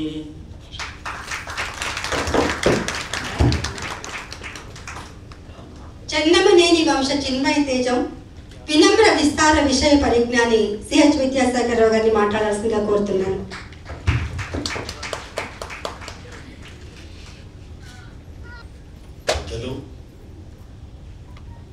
మన సన్మాన గ్రహీత పెద్దలు శ్రీనివాస్ గారు, ఈనాటి కార్యక్రమంలో పాల్గొంటున్నటువంటి సోదరులు సోదరిమణులు మీడియా మిత్రులు, చాలా విషయాలు ఎదురుకే పెద్దలందరూ మాట్లాడడం జరిగింది. నేనేదో మాట్లాడతాను కావాల్సి నేను ఇంకా నోటు కూడా చేసుకోవచ్చు అని శ్రీలక్ష్మి గారు చెప్పిన తర్వాత కొంత నాకు భయం వేసింది. నోటు నేను చేసుకోవాలా లేకపోతే మీరేదని చేసుకోవాలా? మొత్తానికి మీరందరూ ఇక్కడ ఉన్నటువంటి చెల్లెళ్ళు అక్కలు, లక్ష్మీనారాయణ గారు చెప్పినట్టుగా అక్కలు చాలామంది తక్కువనే ఉంటారు, చెల్లెళ్ళు ఎక్కువ ఉన్నారు. నా వయసును బట్టి చాలా ఆనందంగా అనిపిస్తుంది నాటి ఈ కార్యక్రమాన్ని చూస్తూ ఉంటే, కార్యక్రమంలో పాల్గొంటుంటే. నాకు మాత్రం మొత్తం ఈ సంవత్సర కాలంలో మాతృభాషా దినోత్సవాన్ని జరుపుకునే ముందు ఎన్ని కార్యక్రమాలు అవుతాయో, రాజకీయంగా దొరుకుతాయి, సాంస్కృతికంగా దొరుకుతాయి, బడ్జెట్ ప్రసంగాలు, ఈ ప్రసంగాలు, ప్రచార ప్రసార సాధనాలు రోజు చూస్తుంటాం, విమర్శలు, ప్రతి విమర్శలు, టీవీ సీరియల్లో కూడా చూస్తుంటాం, ఎన్నో చూడకూడని వినకూడని కూడా వస్తుంటాయి, అందులో ద్వందార్థాలు ఇవన్నీ కూడా వస్తుంటాయి. రాజకీయ నాయకులైతే ఇట్లా పురాణాలు చూసి చూసి విసిగెత్తిపోయినా మనం. ఈ మాతృభాషా దినోత్సవ సందర్భంగా మనం ఒక అప్పీల్ చేయాలి కదా అందరికీ, దయచేసి తల్లిని ఒకసారి తెలుసుకొని మీరు తిట్టుకోకండి, ఎవరు తిట్టుకోకండి, మన పిల్లలందరూ చెడిపోతారు అని అప్పీల్ చేసుకోవాల్సినటువంటి అవసరం నాడు వచ్చింది. అటువంటి దుస్థితిని మనం చూస్తున్నాం. కాబట్టి ఇటువంటి కార్యక్రమాలు మనం చేసుకున్నప్పుడు తప్పకుండా మనకు సంతోషం కలుగుతుంది. ఈ మాతృభాషా దినోత్సవం ఏ విధంగా వచ్చింది, ఎవరు ఆ కెనడాలో ఉన్నటువంటి అతను ఆయన ఇనిషియేట్ తీసుకోవడం వల్ల మొత్తానికి యునెస్కో వాళ్ళు దీన్ని ప్రారంభం చేసినారు. దీని ప్రాధాన్యత ఎంత ఉందో మనకు చాలా సింపుల్గా తెలిసిపోతుంది. కానీ అనుభవపూర్వకంగా మన భవిష్యత్తును ఆలోచించినప్పుడు మాతృభాష ఎంత అవసరమో మనకు, ఇందులో సైంటిఫిక్ రీసెర్చెస్ అన్నీ ఉన్నాయి. అలా యునెస్కో ఒకటిగా చెప్పలేదు. కొన్ని దేశాలైతే రీసెర్చ్ చేసి చెప్పినాయి. తల్లి గర్భంలో పిండం ఉన్నప్పుడు ఆ పిండం చుట్టూ ఉమ్మ నీరు ఉంటుంది. ఆ ఉమ్మ నీరు ద్వారానే బయట జరిగేటువంటి అవన్నీ విషయాలు పిల్లలు కానీ పిల్లవాడు కానీ తెలుసుకుంటాడు కడుపులో ఉన్నప్పుడే. మనం ప్రహ్లాదుడు కానీ మిగతా వాళ్ళు అభిమన్యుడు కానీ ఇవన్నీ చూసినాం, మనం చరిత్ర చూసినాం.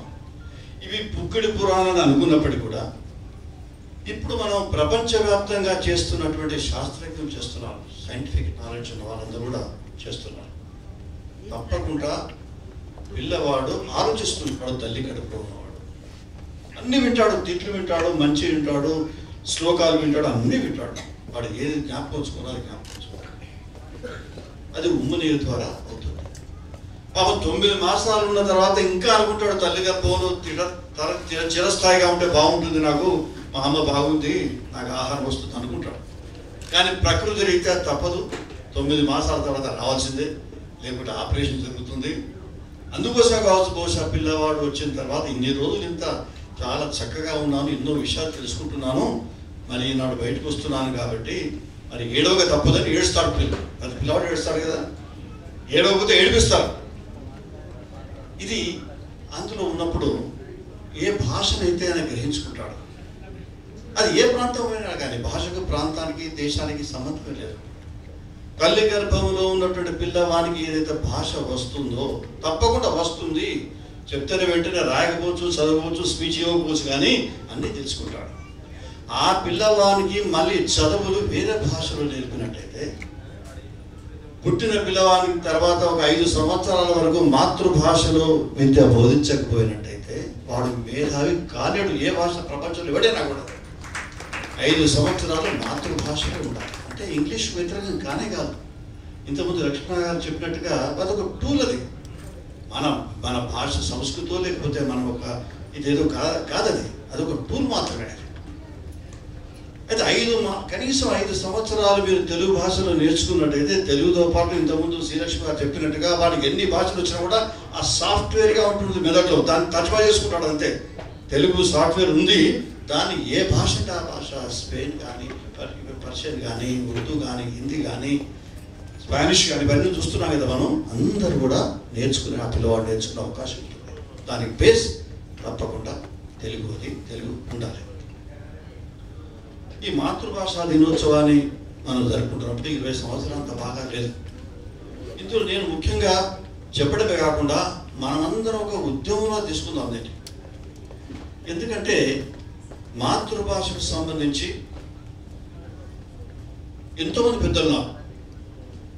ఇప్పుడు కవులు ఉన్నారు, పంపన కవి కానివ్వండి, మిగతా ఎంతోమంది కవులు ఉన్నారు. అమెరికాలో తానా, ఆట, ఇంకెన్నెన్నో కొన్ని జరుగుతున్నాయి. ఎవరిని ఇష్టం వచ్చి వాడు పెడుతున్నాడు. వాడు మా రిలేటివ్ కూడా ఫోన్ చేస్తున్నాడు, ఎటు పోయినా అంటే నేను వానా సభ తానా అయిపోయింది, ఇదైపోయింది, వాన అన్నట్టు వాన పెట్టుకున్నాడు. ఏం పని లేదు అన్నమాట. ఆ వాన కోసం ఏ రాష్ట్రం, ఏ దేశం నుంచో ఆ సాటర్డే వస్తే సండే హాలిడే ఉంటుంది కాబట్టి, 2 హాలిడే కాబట్టి వీడు ఫ్లైట్ తీసుకుని అక్కడికి పోతారు. ఎంతమంది కలిసిందంటే ఓ 15 మంది 20 మంది కలుస్తారు అక్కడ. అంతకని ఏముండదు. తానా, ఆట, వాన, ఇంకేమవుతుంది. మన దగ్గర కూడా కావచ్చు, మనది కూడా బాగా అతి తెలివి పెరిగి ఇక్కడ ఆంధ్ర, తెలంగాణ, రాయలసీమ, మిగతా ప్రాంతాలు ఎన్నో ఉంటాయి, పెట్టుకోవచ్చు. కానీ నేనేమంటా అంటే మీరు ఎన్నైనా పెట్టుకోండి. ప్రతి జిల్లాలో ఒక పీఠం పెట్టండి, ఎవరిదైనా ఒక చైర్ స్థాపించండి. శ్రీనారాయణరెడ్డి గారు సిరిసిల్లలో, కర్నాలో శ్రీనారాయణరెడ్డి చైర్ స్థాపిస్తారు. తర్వాత నన్నయ్య గారు ఉన్నారు. ఇప్పుడు నేను అనుకుంటాను బహుశా నెల్లూరులో ఉంది, దానికి వరప్రసాద్ రెడ్డి గారు మొత్తం భూమి ఇస్తానంటే నెల్లూరులో. ఇంకా అందులో విజయనగరం, విశాఖపట్నం, శ్రీకాకుళం, మీరు బ్రహ్మాండమైనటువంటి కవులు ఉన్నారు. ప్రతి జిల్లాలో ఒక పీఠం పెట్టచ్చు. ప్రతి జిల్లాలో దాన్ని ఒక చైర్ స్థాపించిన తర్వాత అక్కడ ఉన్న కవులకు తెలుగు భాషకు ప్రోత్సాహాన్ని ఇవ్వడానికి చాలా ఉపయోగపడతాయి. ఈ విధంగా ఉండాలి. ప్రతి జిల్లాలో స్థాపితం కావాల్సినటువంటి అవసరం ఉంది.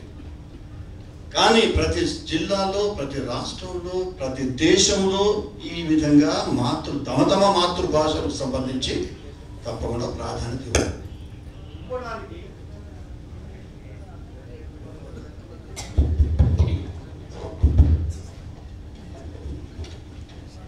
ప్రపంచవ్యాప్తంగా ఇవన్నీ కూడా ఈ మాతృభాషను ఎంకరేజ్ చేయడానికి మరి అంతర్జాతీయ ఈ దినోత్సవం, మాతృభాషా దినోత్సవం ఉంది. అంతర్జాతీయ మాతృభాషా దినోత్సవాన్ని చేసుకున్నట్టు అవుతూనే వీటన్నిటి కూడా ఒక అంబ్రెల్లాగా ఉండిపోతుంది. కాబట్టి దీనికి మనం ప్రాధాన్యత ఇవ్వాలి. తాత్కాలికంగా అన్ని మర్చిపోవాలి. ఇప్పుడు తెలుగు వాళ్ళు ఉన్నాం, మనం హైదరాబాద్లో ఉన్నాం, తెలంగాణలో ఉన్నాం. తెలంగాణ అంటే ఇది కోస్తా, రాయలసీమ, తెలంగాణ బిడ్డల సమాహారం. ఇది ఇంకా ఇది తెలంగాణ, ఆంధ్రన, రాయలసీమ అనేటువంటి ఆలోచన. అదేవిధంగా మీకు ఇక్కడ ఉన్నటువంటి యానం ఉంది, యానం టెరిటరీ, అది నేను హోమ్ మినిస్టర్గా ఉన్నప్పుడు యూనియన్ టెరిటరీ నువ్వుకి యానం పోయేవాడిని. తర్వాత ఒక మారిషస్ అండమాన్ నికోబార్ కూడా మన తెలుగు అన్నారు, శ్రీకాకుళం వాళ్ళు విశాఖపట్నం వాళ్ళు ఎక్కువ ఉంటారు. అప్పుడు నేను ఇక్కడ పెద్ద హాల్ కట్టించాను హోమ్ మినిస్టర్ ఉన్నప్పుడు, వాజ్పేయి గారు ప్రధానమంత్రి ఉన్నప్పుడు. ఆ జాగ్రత్తగా వస్తారు. విద్యాసాగర్ కట్టించినటువంటి మా కమ్యూనిటీ హాల్ అని నేను తర్వాత మళ్ళీ పోయినప్పుడు ప్రత్యేక తీసుకుని చూపెట్టాను వాళ్ళకు. అంత భాష మీద ప్రేమ అట్లా ఉంటుంది. అయితే యానంలో మన ఈ రెండు ప్రాంతంలో మారిషస్లో 4% మన తెలుగు వాళ్ళు ఉన్నవాళ్ళు. కానీ 4% ఉన్న 1 నుంచి డిగ్రీ వరకు ఉంది అక్కడ.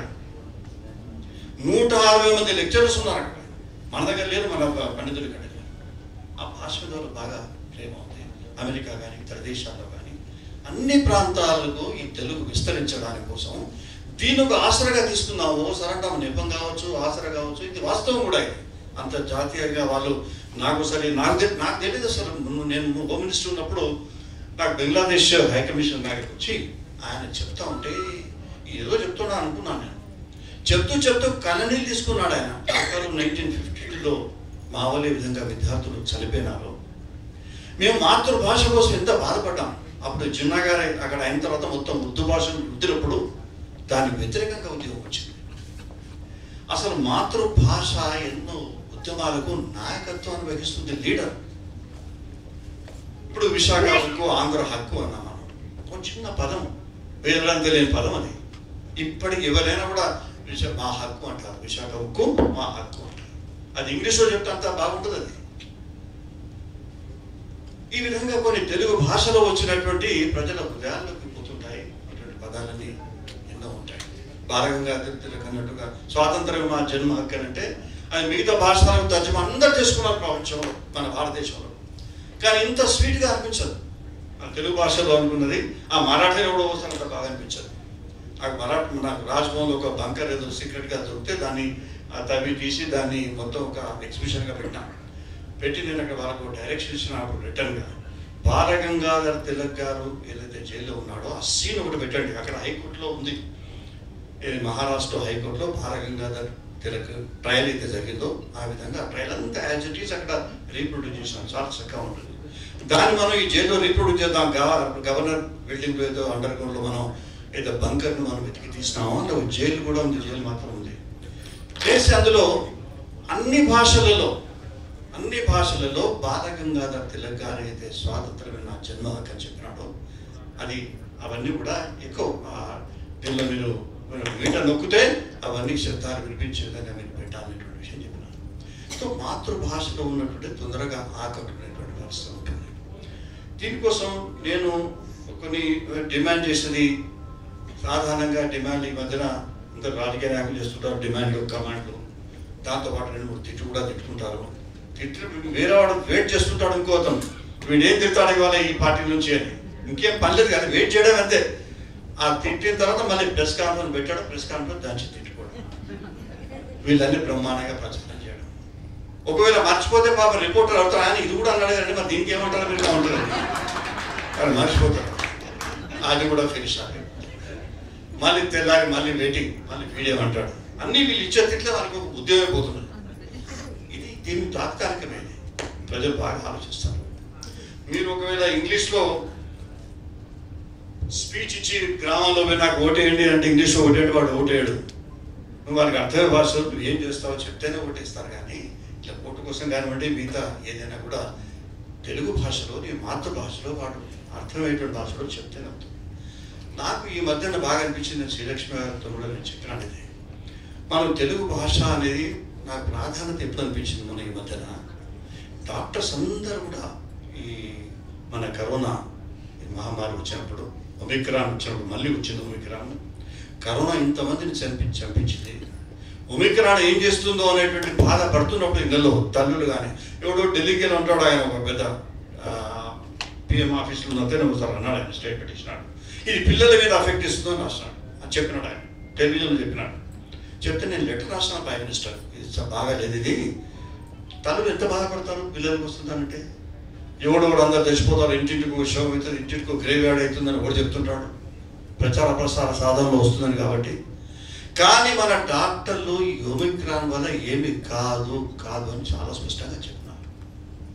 ఇక్కడ ఉన్న చాలామంది డాక్టర్లు, మన రెడ్డి గారు కానీ, తర్వాత ఎంబీరావు గారు, చాలామంది చూసాను. నా పేర్లు ఎన్నో ఉన్నాయి, చాలామంది ఉన్నారు. అందరూ చాలా చక్కగా సరళమైన భాషలో మంచి పదాలతో అర్థమయ్యే విధంగా చెప్తే గ్రామ స్థాయి వరకు పోయింది. వాడు కూర్చున్నాడు బేఫికర్గా, నేను ఎక్కడికి పోవాల్సిన అవసరం లేదు, డబ్బులు ఖర్చు పెట్టుకోవాల్సిన అవసరం లేదు, ఇంతకుముందు లక్షలు తగలబెట్టినట్టు ఏ లాభం లేదని వాళ్ళ ఇంట్లో కూర్చున్నారు. అనుకోని విధంగా ఒమిక్రాన్ కూడా మరి పోయింది. ఎంతోమందికి కోట్ల రూపాయలు తగ్గిపోయినాయి ప్రజలు. లేకపోతే జనం వస్తేపోయేవారు, పాప అడ్మిట్ అయ్యేవారు. తెలుగు భాష ఉపయోగపడదు. ఇక్కడ భాష ఎంత మహత్యం చేస్తుందో చూడలేదు. తెలుగు భాష సరళమైన భాషలో. అదే నాగేశ్వర రెడ్డి గారు మిగతా వాళ్ళందరూ ఇంగ్లీష్ భాషలో చెప్తే ఎవరికి అర్థమయ్యేది? తెలుగు భాష కమ్యూనికేషన్, ఇటువంటి విషయాలు మన భారతదేశంలోని కమ్యూనికేషన్ ఎక్కువ. పాపం ఇతర దేశాల్లో కమ్యూనికేషన్ చాలా తక్కువ ఉంటుంది. అందుకోసం కొంత కష్టం అవుతుంది వాళ్ళకు. మన భారతదేశంలో కమ్యూనికేషన్ ఎక్కువ. తర్వాత ముచ్చట్లు కూడా బాగా పెట్టుకుంటారు. ఒక్కడి కమ్యూనికేట్ అయితే వాళ్ళు ఊరుకోరు, అమ్మ దగ్గర ఊరుకోరు, మనందరికీ చెప్పేస్తారు. వాళ్ళు చెప్పకూడదు విషయం కూడా మీరు ఇంకోటి చెప్పదని మళ్ళీ చెప్పేస్తారు. అట్లా ఈ విధంగా కమ్యూనికేషన్, అదో కమ్యూనికేషన్ ఉంది భాషలో. దానివల్ల కూడా ఒకసారి మనకు చాలా ఉపయోగపడేటువంటి అవకాశం. అయితే తెలుగు గురించి మనం మాట్లాడుతున్నప్పుడు ఇంతకుముందు చెప్పినట్టుగా ఇంగ్లీష్ భాష కానీ దేని కానీ వ్యతిరేకం కాదు. శ్రీనివాస్ గారు చెప్పినట్టుగా నాకు వెంటనే శశి తరూర్ జ్ఞాపకం వచ్చిన. శశి తరూర్ పుస్తకాలు నేను చదివినా అనుకొని, ఆయన బ్రహ్మాండంగా ఇంగ్లీష్, ఆయనకి ఇంగ్లీష్లో ఎదుర్కోలేడు. అసలు లండన్లో ఆయన ఇంగ్లీష్లో మాట్లాడుతూ బ్రిటిష్ వారు ఎట్లా దోచుకున్నారు మన భారతదేశాన్ని అని చెప్తున్నప్పుడు అక్కడే పార్లమెంటేరియన్స్ లేచి చప్పట్లు కొట్టారు. ఆయన వాళ్ళు తిడుతూ ఉంటే కూడా, మీరు మమ్మల్ని దోచుకున్నారు, మీరు మా పని మళ్ళీ కట్టాలి, మీరు కట్టాలంటే మొత్తం మీ మొత్తం బ్రిటన్ అంతా మా దగ్గర కుదోబెట్టినా కూడా మీరు తీర్చలేరు. మాకు వచ్చిన డబ్బులు అత్యధిక శాతం 60% మీ సైనికుల జీతాలకు, పెన్షన్లకు దానికే పోయినాయి అని చాలా విపరీతంగా చెప్పడం జరిగింది. అక్కడ లండన్లో ఉండేటువంటి అయితే వాళ్ళకు మరి లైబ్రరీస్ కానివ్వండి, లేకపోతే ప్రదర్శనశాల ఉన్నాయో, ఎవరైనా ఒక్క విగ్రహం, ఒక్క వస్తువు ప్రదర్శనశాల నుంచి ఎవరికైనా తీసుకుపోండి అని అంటే అక్కడ ఏది మిగిలిదట్టగా. అంటే వాళ్ళ దేశంలో ఏది లేదు, మొత్తం మన భారతదేశం సగం, మిగతా దేశాలు సగం ఉన్నాయి. ఇటువంటి శశి తరూర్ గారు ఏమంటారంటే, ఇంగ్లీష్ భాష మనం నేర్చుకున్నాం, కానీ ఈ ఇంగ్లీష్ భాషను మనం బ్రిటిష్ వాళ్ళను, ఆంగ్లేయులను మనల్ని ఏ విధంగా దోచుకున్నారో తిట్టడానికి మాత్రమే ఉపయోగపడుతుంది, అంతే తప్ప ఇంకా దేని కాదన్నాడు ఆయన. మిగతా నేర్చుకోవచ్చు, మీ ఉద్యోగాలు చేసుకోవచ్చు, అవన్నీ చేసుకోవచ్చు. ఇవన్నిట్లో పర్ఫెక్ట్ అయినారంటే మీ మాతృభాష వల్ల పర్ఫెక్ట్ అయినారు, కానీ ఇంగ్లీష్ వల్ల కాదు అనేటువంటి విషయాన్ని చెప్పడం జరిగింది. ఇప్పుడు మాతృభాషలు చాలా మొత్తం ప్రపంచంలో ఈ ఆలోచన ఎక్కువైంది. అమెరికాలో అనుకున్నారు వాళ్ళు ఒక ఇంగ్లీష్ ఉంటుంది, ఇంగ్లీష్ అండ్ క్రిస్టియానిటీ అదే అనుకున్నారు. కానీ స్పానిష్ చాలా ప్రాంతంలో సెకండ్ లాంగ్వేజ్ అయిపోయింది. ఇంకా ఫస్ట్ లాంగ్వేజ్ అయితే అవుతుందేమో స్పానిష్. మన తెలుగు భాష అన్ని భాషల కన్నా ఎక్కువ తెలుగు వాళ్ళు అభివృద్ధి చేస్తున్నారు అనేటువంటి ఒక వార్త కూడా వచ్చింది. తెలుగులో అంత శక్తి ఉంది, తెలుగు ఏం తక్కువ లేదు అక్కడ. అందుకోసం ఈనాడు ఇంగ్లీష్ వాళ్ళకు సంబంధించి అసలు ఈ భారతదేశంలో ఏమైంది, ఇన్ని సంవత్సరాలు ఇంగ్లీష్ పరిపాలిస్తే ఇప్పుడు ఇంగ్లీష్ నేర్చుకున్న వాళ్ళ సంఖ్య, ఇంగ్లీషు మాట్లాడే వాళ్ళ సంఖ్య 2.2 to 4% ఇంతైనా కూడా. ఇంగ్లీష్ మీడియం స్కూల్స్ ఇంత ఇంగ్లీష్ లిటరేచరు చదువుకునేది మన పిల్లలంతా కూడా ఇంగ్లీష్లో చదువుకుంటున్నారు. ఎంతైనా కూడా మరి ఇంగ్లీష్లో క్యాబినెట్లో చూస్తే 2 నుంచి 4% వరకు ఇంగ్లీష్లో. తెలుగు అంత ప్రధానంగా డామినేట్ చేస్తూ ఉంది. తెలుగు డామినేట్ చేసింది. మొదలు ఆయన మెకాలే 1835 అనుకుంటాను లండన్ దానిలో వాళ్ళ పార్లమెంట్లో స్పీచ్ ఇచ్చేటప్పుడు, ఈ భారతదేశాన్ని పరిపాలించాలంటే మనం అసలు అన్నిటికన్నా ముఖ్యం అక్కడ ఉన్నటువంటి సంస్కృతి పరంపర. మీరు ఏ విధానంగా ఇక్కడ చాలామంది సాహితీ విరసితమైనటువంటి మనసుతో మీరందరూ ఇక్కడ కూర్చొని మన సాంప్రదాయ సౌగంధాన్ని ఏ విధంగా మన ప్రజలకు ఇవ్వాలని అనుకుంటున్నారో ఆ విధంగానే ప్రజలందరూ కూడా ప్రతి ఇంట్లో కూడా తెలుగు భాష అనుకోకుండానే చదువుతున్నారు, నేర్చుకుంటున్నారు. మీరు ప్రపంచ మొత్తం భారతదేశంలో ఎట్లా ఉంది, ఏ భాష అయితే బాగుంటుంది అనేటువంటి ఆలోచన చేయడానికి హిందీ, ఇంగ్లీష్, మన ఇక్కడ ఢిల్లీలో ఉన్నటువంటి యూనివర్సిటీ ప్రొఫెసర్స్ ముగ్గురు టీమ్గా అయిపోయి కాశ్మీర్ నుంచి కన్యాకుమారి వరకు ట్రైన్లో పోయినారు వాళ్ళు. పోతే వాళ్ళకి అనిపించింది ఏంటంటే ఎక్కువగా కమ్యూనికేషన్ లాంగ్వేజ్ ఏమిటంటే ఒక హిందీ అనిపించింది వాళ్ళకి. ఇంగ్లీష్ కానీ అక్కడ లోకల్ మాతృభాష కానీ కాదు, మళ్ళీ ఏదో హిందీలో ఏదో మొత్తం బయటపడ్డారు మాట్లాడి, కానీ ఇంగ్లీష్ అంటే వాళ్ళు అనుకున్నది. మొదలు ట్రైన్ ఎక్కేటప్పుడు అసలు ఇంగ్లీష్ తప్ప ఇంకేం మాట్లాడవద్దు అనుకున్నారు వాళ్ళు. చివరికి ఇంగ్లీష్ దగ్గర ప్రాధాన్యత ఏం లేదు. అందుకోసం మాతృభాష అనేదాన్ని ఇది మనం ఈ భేదాలన్నీ మర్చిపోయి వెంటనే ఈ మాతృభాషకు సంబంధించి ప్రతి ఊళ్ళో ప్రతి స్కూల్లో ఈ మాతృభాషకు సంబంధించినటువంటి విద్య చక్కగా ఇచ్చే విధంగా మనం ప్రయత్నం చేయాలి. మీకు ఒక ఆశ్చర్యకరమైన విషయం చెప్తాను. హైదరాబాద్లో ఒక ఎన్జిఓ ఉంది, వెంకటరెడ్డి గారు ఎన్జిఓ అని వచ్చినప్పుడు కానీ ఒక ఎన్జిఓ ఉంది. వాళ్ళ అసలు స్కూల్లో ఎడ్యుకేషన్ ఏ విధంగా అవుతుంది, మనం రాష్ట్ర కేంద్ర ప్రభుత్వాలకి నాడు గట్టిగా మనం చెప్పాల్సినటువంటి అవసరం ఉంది. మాతృభాషకు సంబంధించి జాగ్రత్త పడండి. మీరు చెప్పే ఇంగ్లీషో లేకపోతే మీ చదువు పక్కకు పెట్టి మీ మంత్రులు వాళ్ళు వీళ్ళు పార్లమెంట్లో బ్రహ్మాండమైన స్పీచెస్ ఇస్తే ఇవ్వచ్చు, కానీ మాతృభాషలో అసలు మనకు తెలియదు. మిగతా 22 భాషలు అవుతున్నాయో ఆ 22 భాషల్లో చక్కటి చదువు వచ్చే విధంగా చేస్తేనే భారతదేశం ఈనాడు ప్రపంచ దేశాల ముందు నిలబడేటువంటి పరిస్థితి. మనం ఉంటాం, మట్టిలో కలిసిపోతాం, 2 రోజులు బతుకమ్మ, కానీ అక్షరం మాత్రం మట్టిలో కలవదు, నక్షత్రమే ప్రకాశిస్తుంది. ఈ అక్షరానికి సంబంధించి మనం జాగ్రత్త పడకపోతే లాభం లేదు అనేటువంటి విషయాన్ని మనం చెప్పాలి. ఇప్పుడు మన కేంద్ర ప్రభుత్వం రాష్ట్ర ప్రభుత్వాలకు సంబంధించి హైదరాబాద్లో మీరు ఒక స్కూల్ చూడండి, ఏదైనా ఒక స్కూల్ సెలెక్ట్ చేసుకోండి, అది ఇంగ్లీష్ మీడియం స్కూల్. వాడు తెలుగు మీడియం స్కూల్ ఉంటే నడవదని ప్రైవేట్, అన్ని ప్రైవేట్ ఉన్నాయి, ఎక్కువ సంఖ్యలో ప్రభుత్వం ఏమి లేదు, ఎక్కువ చాలా తక్కువ ఉంది. ఆ పర్సెంటేజ్ లెక్కలేకపోతే చాలా సమయం తీసుకుంటాం. ఇంగ్లీష్ మీడియం అక్కడ పెద్ద బ్రాకెట్లో రాస్తాడు ఇంగ్లీష్ మీడియం అని, అంటే పెట్టిపోతాడు తల్లిదండ్రి. మరి ఇంటికి వచ్చిన తర్వాత పిల్లవాడు సాయంత్రం డాడీ మమ్మీ అనాలి కాబట్టి అక్కడ తప్పకుండా దొరుకుతాడు. అక్కడికి పోయిన తర్వాత ఒక 10వ తరగతి చదివే విద్యార్థి ఒక ఆడపిల్ల దగ్గరికి పోయి వీళ్ళు ఎంక్వైరీ చేసినాం, ఒక ఎన్జిఓ, అమ్మ నువ్వు అభ్యంతరం లేకపోతే ఒక టెస్ట్ పెడతావు ఈ పిల్లలు అని ఒక టెస్ట్ పెట్టాను. ఒక కాగితం మీద మీ అమ్మ పేరు, తర్వాత మీ తండ్రి పేరు, నువ్వేం చదువుతున్నావు, ఏం చదవబోతున్నావు, ఒక 4-5 ప్రశ్నలు వేస్తే ఒక్క కూడా సమాధానం లేదు, ఒక్క అక్షరం కూడా సరిగ్గా లేదు. మన పిల్లలు, మన కళ్ళ ముందు ఉండేటువంటి పిల్లలు లక్షల సంఖ్యలో పోతున్నారు, రోజు బ్యాగులు ఇల్లు వేసుకొని పోతున్నారు. కొన్ని ఇంగ్లీష్ మీడియంలో బ్రహ్మాండంగా ఉండొచ్చు, వాళ్ళే ఐఏఎస్ డాక్టర్లు యాక్టర్లు కావచ్చు, కానీ మిగతా పిల్లల సంగతి ఏంది, గతింది. దీనికి కారణం ఏంటండి అడిగినారు స్టాఫ్ వాళ్ళు పోయి, ఎన్జిఓస్ పోయి మేము ధర్నా చేస్తామని. మీరు ఏంది ప్రిన్సిపల్ హెడ్ మాస్టర్ అడిగితే మరి మీరు ఏం చేయాలండి, 9th 8th వీళ్ళకి ఇట్లే మార్క్స్ వస్తున్నాయి, కానీ పాస్ చేస్తున్నామని మాకు డబ్బులు కావాలి కదా, మా స్కూల్ నడవాలి కదా. మరి 10వ తరగతిలో ఆ స్థాయి వచ్చిన పిల్లల్ని ఏం చేయాలి ఇప్పుడు మనం, వాళ్ళకి ఎట్లా విద్య నేర్పుతాం? అటువంటి స్టఫ్ ఎంతో వచ్చింది, ఇప్పుడు ఎంతో పర్సెంట్ వచ్చింది. ఇప్పుడు భావి భారత పౌరులుగా వాళ్ళని ఏ విధంగా తీర్చిదిద్దాం అనే పెద్ద ప్రశ్న ఇది. మా ఊళ్ళో ఒక స్కిల్ డెవలప్మెంట్ సెంటర్ నేను పెట్టాను.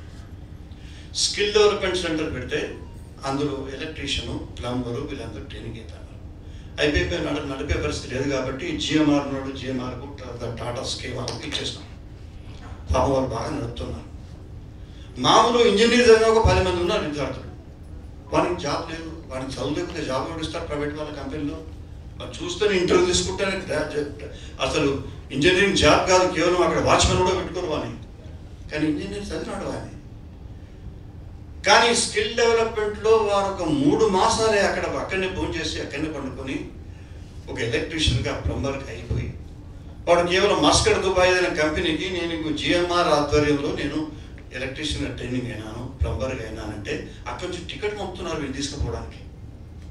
మా ఇంజనీరింగ్ విద్యార్థులతో చూస్తున్నారు, వీళ్ళకి ఇంత పెద్ద జాబ్ దొరికింది, మా గతి ఏంటంటే మరి నువ్వు కూడా చదవాలని నాకు 3 నెలలు ట్రైనింగ్ అయితే అయిపోతుందంటే నేను ఇంజనీర్ చదివిన వాడిని మళ్ళీ ఇప్పుడు 3 నెలలు ట్రైనింగ్ ఎట్లా పెట్టుకోవాలి బాగా. నేను వాస్తవం చెప్తాను పరిస్థితి. ఒక అమ్మాయికి 3 మాసాలు ట్రైనింగ్ ఇస్తే, ఊర్లో 3 మాసాలు ఒక నర్సింగ్ ట్రైనింగ్ ఇస్తే, బ్లడ్ ప్రెషర్ చూడడం, షుగర్ చూడడం, ఒక పేషెంట్ తీసుకుపోవడం చూస్తే 3 మాసాల తర్వాత రెడ్ క్రాస్ వాళ్ళని హైదరాబాద్ తీసుకొస్తున్నారు, బొంబాయి తీసుకుపోతున్నారు. ఒక 15,000 నుంచి 20,000 వరకు జాబ్ ఇస్తున్నారు ఆ అమ్మాయికి. స్కిల్ డెవలప్మెంట్ కానీ ఇవన్నీ ఉన్నాయి. కానీ ఈ ఇంగ్లీష్ మీడియం యొక్క భ్రమలో పడి మోసపోయి మనం సర్వనాశనం అయిపోతున్నాం అన్న విషయాన్ని రాష్ట్ర కేంద్ర ప్రభుత్వాలకు మనం హెచ్చరిక చేయాల్సినటువంటి అవసరం ఉంది. ఎందుకంటే నేను చాలా హెచ్చరికలు చేసినాను రాష్ట్ర ప్రభుత్వాలకు, కేంద్ర ప్రభుత్వాలకు. హెచ్చరికలు చేయడం కాకుండా చట్టాలు మార్చిపడేసినాం ట్రైబల్స్ కోసం. మొత్తం భారతదేశంలో లేని విధంగా ట్రైబల్స్ కోసం చట్టాలు మార్చిపడేసినాం. ఇప్పుడు ప్రశ్నించలేదు భయపడి. అంతేకాదు కేంద్ర ప్రభుత్వంలో ఉన్నటువంటి ఫుడ్ సెక్యూరిటీ, గర్భిణీ స్త్రీలకు వేడి ఆహారాన్ని ఇవ్వాలి ట్రైబల్ ఏరియాలో ఉన్నప్పుడు. కొంచెం కేంద్ర చట్టం అడ్డం వస్తే కేంద్ర చట్టాన్ని కూడా మార్చిపడేసినాం. ఇప్పుడు నాకు అనిపిస్తుంది ఇన్ని రోజుల తర్వాత అసలు కేంద్ర రాష్ట్ర ప్రభుత్వాలు కూడా మనం చాలా గట్టిగా అడిగి ఈ తెలుగు భాషకు సంబంధించి ఒక ఉద్యమంలో ముందుకు తీసుకుపోవాల్సినటువంటి అవసరం ఉందనే విషయం నాకు ఈనాడు అనిపిస్తుంది. అందుకోసమే ఇప్పుడు మీరు ఇంతకుముందు నేను చెప్పినట్టుగా ఈ ఇంగ్లీష్ భాష మనను డివైడ్ చేసి పడేసింది. మనం భారతదేశం చదువుకున్న వాళ్ళంతా ఒక గ్రూప్, కలెక్టర్లు, ఐఏఎస్ ఆఫీసర్లు, వీళ్ళు వాళ్ళు అయిపోయిన వాళ్ళు, పేద ప్రజలందరూ, మిగతా ప్రజలు చదువురాని వాళ్ళందరూ కూడా ఒక వేరే క్లాసు అన్న భావన వచ్చేసింది. కానీ మనల్ని ఎంత డివైడ్ చేసే ప్రయత్నం చేసాం, మనం డివైడ్ కాలేదు. మెకాలు ఎన్ని విషయాలు చెప్పుకున్నా కూడా ఈ భారతదేశంలో ఉన్నటువంటి ప్రజల యొక్క ఈ సంస్కృతి పరంపరను మొత్తం ఒక వెన్నుపూసల ఇది ఉంది. దీన్ని విడగొడితే తప్ప ఈ భారతదేశాన్ని పరిపాలించలేము. కాబట్టి ఇంగ్లీష్ రీప్లేస్ చేయాలన్నా కూడా రీప్లేస్ కాలేదు.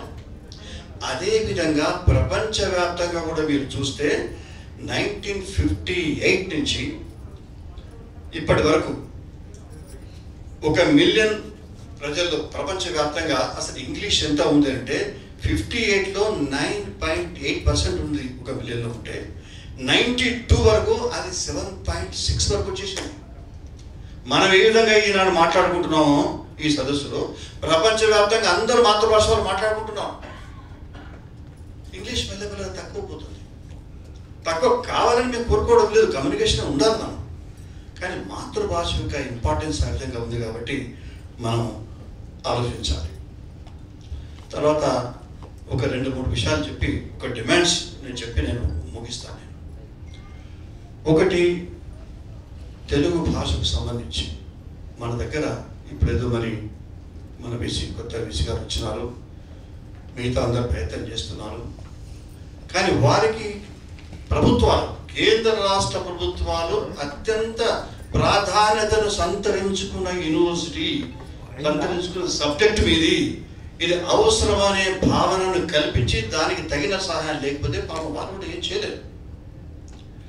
అందుకోసం ఈనాడు మీ అందరి తరఫున నేను కోరుకునేది ఈ 2 రాష్ట్ర ముఖ్యమంత్రులను, మీ రాష్ట్రాల్లో తెలుగు ప్రాధాన్యతనివ్వండి. దానికోసం రోజు తిట్టుకునే విధంగా నువ్వు ప్రాధాన్యత లేవు, నువ్వు ఇంగ్లీష్ పెడుతున్నావు అనుకోడు, లేకపోతే నువ్వు హిందూ అవుతున్నావు అనుకోడు, నువ్వు క్రిస్టియన్ అవుతున్నావు అనుకోడు, ఇవన్నీ కథలు కాకుండా ఎవరికైనా ప్రపంచవ్యాప్తంగానే తక్కువైపోతుంది మాట్లాడే సంఖ్య.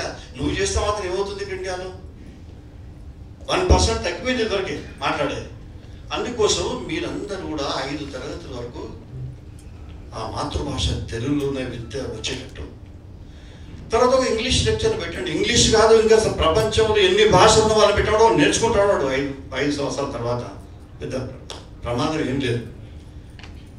తర్వాత ఈ తెలుగు భాషలో కూడా మీరు తెలుగు మంచి లెక్చర్ సెలెక్ట్ చేయాలి. ఇప్పుడు మీరు రిటైర్డ్ అయిన వాళ్ళందరికీ మీరు గౌరవ వేతనం ఇచ్చి తీసుకోండి. ఇప్పుడు చాలామంది ఉన్నారు గ్రామాల్లో, ఉన్నవాళ్ళు ట్రైనింగ్ ఇవ్వండి.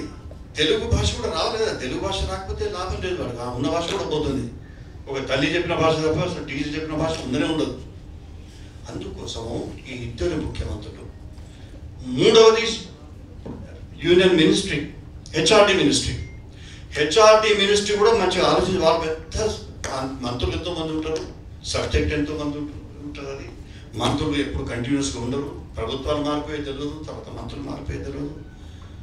ఇవి మారినా కూడా అసలు ఫంక్షనింగ్ సరిగ్గా కావాలి, కానీ కావడం లేదు. హెచ్ఆర్డి మినిస్ట్రీ కూడా బాగా ఆలోచించి, ఎప్పుడైతే మంచి ఎడ్యుకేషన్ పాలసీ ఉంది ప్రభుత్వం తెచ్చింది, ఆ ఎడ్యుకేషన్ పాలసీని ఆధారంగా చేసుకుని నిర్దాక్షిణ్యంగా మీరు కఠినమైన చేతులు తీసుకొని మాతృభాషలో చక్కగా విద్యను అభ్యసించే విధంగా మీరు ప్రయత్నం చేయండి.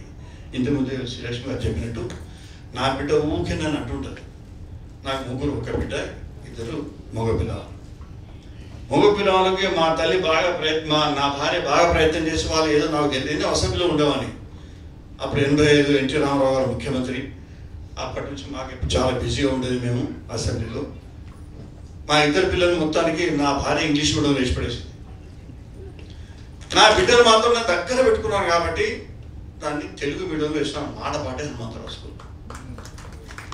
తర్వాత నేను అమెరికాలో అప్పుడప్పుడు చెప్పేది నాకు, ఏ నాన్న నీ కొడుకులు కాబట్టి ఇంగ్లీష్ మీడియంలో వేసినావు, నన్ను తెలుగు మీడియం అంత పెద్ద మాట అన్నది నా హృదయంలో తన్నే విధంగా అన్నది.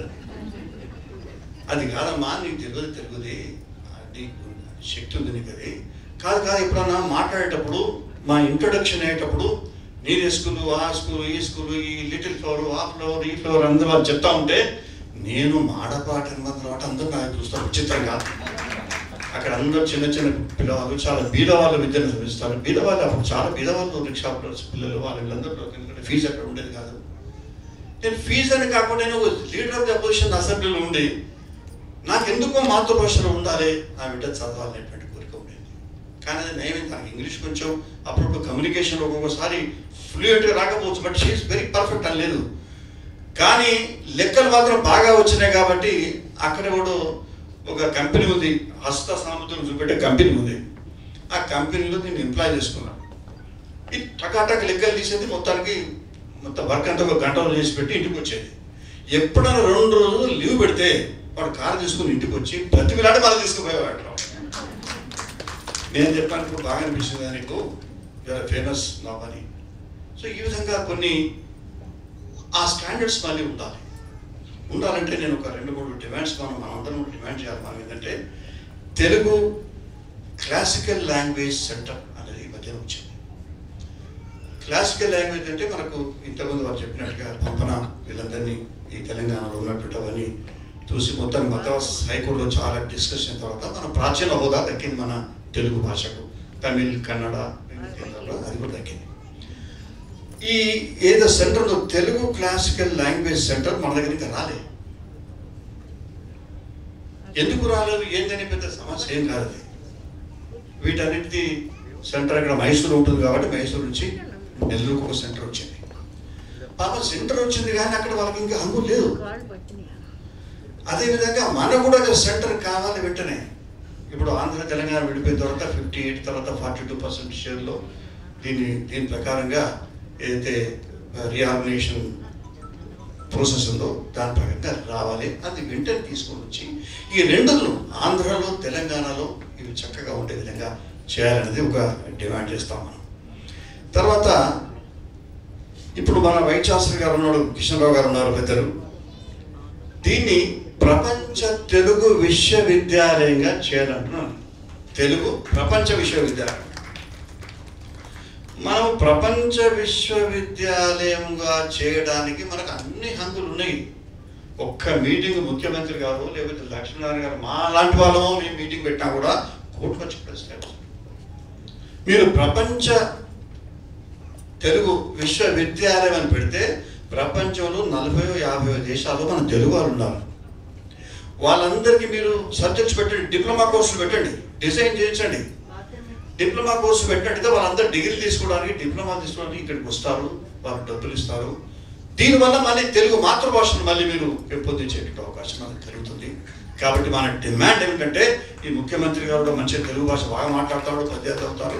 వాళ్ళు ఎందుకంటే వాళ్ళ అదృష్టవంతుడు, ఎందుకంటే ఆయన పండితుడు, వాళ్ళ గురువులు బాగా నేర్పినారు కాబట్టి బ్రహ్మాండం చదివేస్తుంటాడు. ఇంకే మనం ఇప్పుడు చెప్తే చదవలేము. మనం ఆయన భాష కూడా ప్రేమ ఉంది కాబట్టి మన ముఖ్యమంత్రి గారిని మనం కోరుకుంటాం. తర్వాత రెండవది ఏమిటంటే అంతర్జాతీయ తెలుగు విజ్ఞాన కేంద్రాన్ని కూడా ఇక్కడ నెలకొల్పాలి. ఈ విజ్ఞాన కేంద్రం నెలకొల్పితే మనకు ట్రాన్స్లేషన్స్ ఇవన్నీ కూడా దానిలో ఈజీగా అయ్యేటువంటి అవకాశం ఉంటుంది. తెలుగు అకాడమీ ఇక్కడ ఉంది, ఇప్పుడు అక్కడ చాలా అది చెదరబెట్టినట్టు అయిపోయింది అకాడమీ. అందుకోసము అంతర్జాతీయ తెలుగు విజ్ఞాన కేంద్రాన్ని అది ఇక్కడ పెట్టినట్టయితే బాగుంటుంది. ఎందుకంటే ట్రాన్స్లేషన్స్ మనం చేస్తేనే మీకు అసలు ఎన్నో రూపాయలు వస్తాయి. చైనా రిప్రజెంటేటివ్స్ నాకు వచ్చినప్పుడు వాళ్ళు ఎప్పటికి కూడా మాకు మరాఠీ కథలు కావాలి, ఆ కథలు ఎక్కడ దొరుకుతాయి. వాళ్ళు ఢిల్లీ పోయి కూడా కథల గురించి మన తెలుగు కథలు ఎట్లా ఉన్నాయి, విశ్వనాథ సత్యనారాయణ రాసినవి కానీ మిగతా కథలు ఎట్లా ఉన్నాయి, ఇవి ట్రాన్స్లేషన్ కావాలనేటువంటి ఆలోచన ఉంటుంది. కాబట్టి ఇవి రెండు ఒకటే, తెలుగు ఇది అంతర్జాతీయ విశ్వవిద్యాలయం కావాలని, అంతర్జాతీయ తెలుగు విజ్ఞాన కేంద్రాన్ని మీరు పెట్టినట్లయితే స్థలం బాగా ఉంది. ఇక్కడ 100 ఎకరాలతో హైదరాబాద్ తక్కువ లేదు. ఇవి రెండు కావాలనేటువంటి విషయాన్ని చెప్తాం, మనం కోరుకోవాలి. తర్వాత ఈ నేషనల్ ఎడ్యుకేషన్ పాలసీలో ఇప్పుడు అవన్నీ కూడా చెప్పడానికి కోసం మనకు లాభం ఉంది. కొందరు అంటారు, నేను హెచ్ఆర్డీ మినిస్ట్రీకి ఆల్రెడీ లెటర్ రాసినాను, తెలుగు మీడియం అంటారా మీరు, ఒకటి ట్రాన్స్లేట్ చేయాలంటే మనకు పదం దొరకదు. ఇప్పుడు రైల్వే లైన్ ఉంది, సిగ్నల్ ఉంది, అది ధూమ శకటం ఏదో అని చెప్తుంటారు, ఉదాహరణ చెప్తుంటారు, ఇప్పటికి ఇంతకుముందు ఉదాహరణ చెప్పి నవ్వుకుంటారు, చెప్పిన వాడు నవ్వుతాడు, విన్నవాడు నవ్వుతాడు. అది కాదు అసలు వాళ్ళు central institute of Indian languages ఇదొక మైసూరు ఉంది ఇప్పుడు. అంతేకాకుండా మన దగ్గర ఉన్నది commission for scientific and technical terminology, అది ఎస్టాబ్లిష్ అయింది, అది 1961లో సిఎస్టీ అంటారు కదా. అది పనిచేస్తుందా లేదా? అది పనిచేస్తే ఒక 2 సంవత్సరాలు మొత్తం మన తెలుగు భాషలో ఉన్న వాటిని మిగతా భాషలు తర్జుమా చేయడం కాదు, ప్రపంచ భాషలో ఉన్న అన్ని కూడా తర్జుమా చేసేటువంటి శక్తి మన వాళ్ళకు ఉంది. తెలుగు వాళ్ళు ఉన్నారు, వాళ్ళు చెప్పేవాళ్ళు. కాబట్టి హెచ్ఆర్డీ మినిస్టర్లో ఉన్నటువంటి ఇది ట్రాన్స్లేషన్ చేయాలన్నా మీరు వాటికి సంబంధించి కూడా వెంటనే ఈ లాంగ్వేజ్ చేయడానికి కోసం మనం చూసుకోవాలి. తర్వాత ఈ పీఠాలు అనేది చైర్స్, ప్రతి జిల్లాకు ఒక తెలుగు చైర్ పెట్టాలి. తెలుగు పెట్టి సంవత్సరం పాటు కథల పోటీలు జరగాలి, పద్యాల పోటీలు జరగాలి, సమాజానికి సంబంధించినవి బయటపడతాయి అందులో కథల పోటీలు. అవి డాక్టర్స్ కానీ తర్వాత మిగతా ఇంజనీర్స్ కానీ ఎక్కడ ఎవరున్నా కూడా వాళ్ళందరికీ ఏమైనా అవార్డు ఇచ్చే సమయం వస్తే తెలుగు మీద అవార్డు పెట్టండి అంతే. మళ్ళీ వేరే అవార్డు పెట్టకండి, ఇవాళ బ్యూరో పెట్టకండి. తెలుగు అవార్డు ప్రతి జిల్లాలో మీరు తీసుకోవచ్చు. ఒక డాక్టర్, లేడీ డాక్టర్ నేను అవార్డు ఇచ్చాను సందర్భం ఇస్తే ఆమె అవార్డు తీసుకున్న తర్వాత మాట్లాడుతూ కళ్ళని తీసుకుని, నువ్వెందుకమ్మా అవార్డు తీసుకొని ఎందుకంటే కంటి తరిపెట్టుకుంటావు, ఈ మాతృభాషకు సంబంధించి మేము ఇస్తే మాతృభాష అనగానే ఆమెకు కళ్ళని వచ్చినాయి. ఎందుకంటే ఆమె ఊరికి క్యాంపులలో పోతారు కదా, పోయినప్పుడు ఈ లేడీస్ కావాల్సినటువంటి ఏదైనా నాప్కిన్స్ ఉంటాయి కదా, హెల్తీ నాప్కిన్స్, నెలసరి దానికి కావాల్సినటువంటి నాప్కిన్స్ అన్ని డిస్ట్రిబ్యూట్ చేస్తున్నారు. వాళ్ళు డిస్ట్రిబ్యూట్ చేస్తే అవన్నీ ఎవరు తీసుకోవడం లేదు, కానీ స్కూల్లో పిల్లలు మాత్రం, ఆడపిల్లలు మాత్రం అందరు ధనాదాన్ని మీద పడి తీసుకున్నారు వాళ్ళు. ఇట్లా 2 రోజుల క్యాంపు మొదటి నాడు తీసుకోవడం, 2వ నాడు కూడా మిగతా మహిళలు ఎవరు తీసుకోవడం లేదు. చూస్తే ఏజ్ 18, 20, 21 సంవత్సరం ఉంది అందరూ, నాట్ టేకింగ్. ఇది విచిత్రంగా ఆమె అందరం పోయిన తర్వాత ఒక 2-3 మహిళలు తీసుకొని అడిగింది, ఎందుకమ్మా ఇది అవసరం కదా మీకు, ప్రతి నెల మీరు ఎందుకు తీసుకోవడం లేదు అంటే ఏం చెప్పిందంటే, ఏందమ్మా మా ఊర్లో అసలు గర్భసంచులు అందరూ తీసేసినారు. మీరు విచిత్రపోతారు, అసలు మీరు ఎంక్వైరీ చేయండి. నేను అంటున్నాను కదా, మీరు ఈ పల్లెటూళ్ళలో ఎంతమంది గర్భసంచులు తీసేస్తారు కావాలి, డబ్బుల కోసం డాక్టర్ సగం, తీసుకుపోయిన సగం. మంచి ఉపాయం ఏం చేయట్లేదు, ఆరోగ్యంగా ఉన్న మహిళలందరూ చక్కగా తెలియదు. ఆరోగ్యంగా ఉన్న మహిళ కూడా ఏదో చెప్పి ఆమె దగ్గర డబ్బులు పట్టించి డాక్టర్లు మధ్య ధరాన్ని బతకడానికి ఏంటంటే ఒకటి గర్భం. నువ్వు గర్భం తీసేసుకుంటే క్యాన్సర్ రాదా, మహిళ రామంటే ఆమె తీసేసుకోవడం, దాంట్లో డబ్బులు పంచుకోవడం. ఒక డాక్టర్ ఆమెకు అవార్డు తీసుకున్న తర్వాత ఆ సామాజికంగా వచ్చినటువంటి బాధన వ్యక్తపరిచింది కాబట్టి ప్రతి పీఠాన్ని మనం ప్రతి జిల్లాలో పెట్టినట్టు అవుతే అక్కడున్న సామాజికమైనటువంటి కార్యక్రమాలు కూడా మనకు తెలిసిపోతాయి. అక్కడున్న పద్ధతులు ఏది, అక్కడ ఉన్నటువంటి మరి ఏం సరిదిద్దాలి మనం, అక్కడున్న బాధలు బాధ్యతలు ఏమిటని మనకు గుర్తుంటాయి.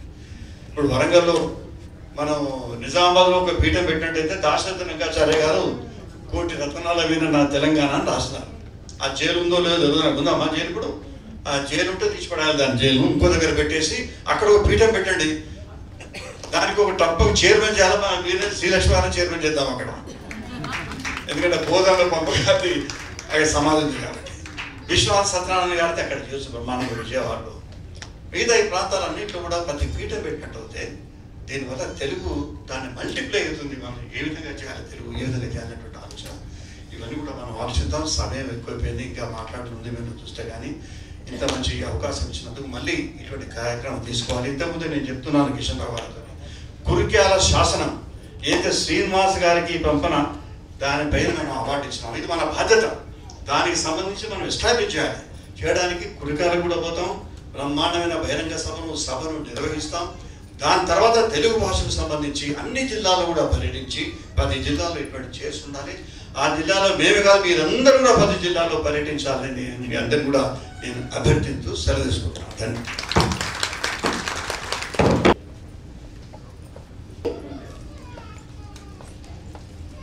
అక్షరం మట్టిలో కలవదు, నక్షత్రమే మెరుస్తుంది అన్నారు. చాలా విలువైన విషయ సమాచారాన్ని చెప్పడం జరిగింది. ప్రతి దగ్గర ఒక పీఠం పెట్టాలి అన్నారు.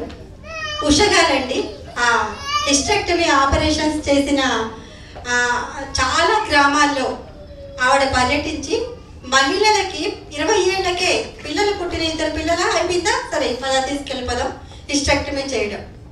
దాని మీద గర్భాలయం అనేసి ఆవిడ ఎంతో కార్యక్రమాలు చేసి అవగాహన పెంచారు. ఉషా గారు మన దగ్గరే ఉంటారు. అది మై హౌస్ అనేసి ఒక కిందనే వాళ్ళ దగ్గర ఒక 2 గదులు కూడా పెట్టి ఎవరైనా వచ్చి ఊరు నుంచి వండుకొని తినొచ్చు.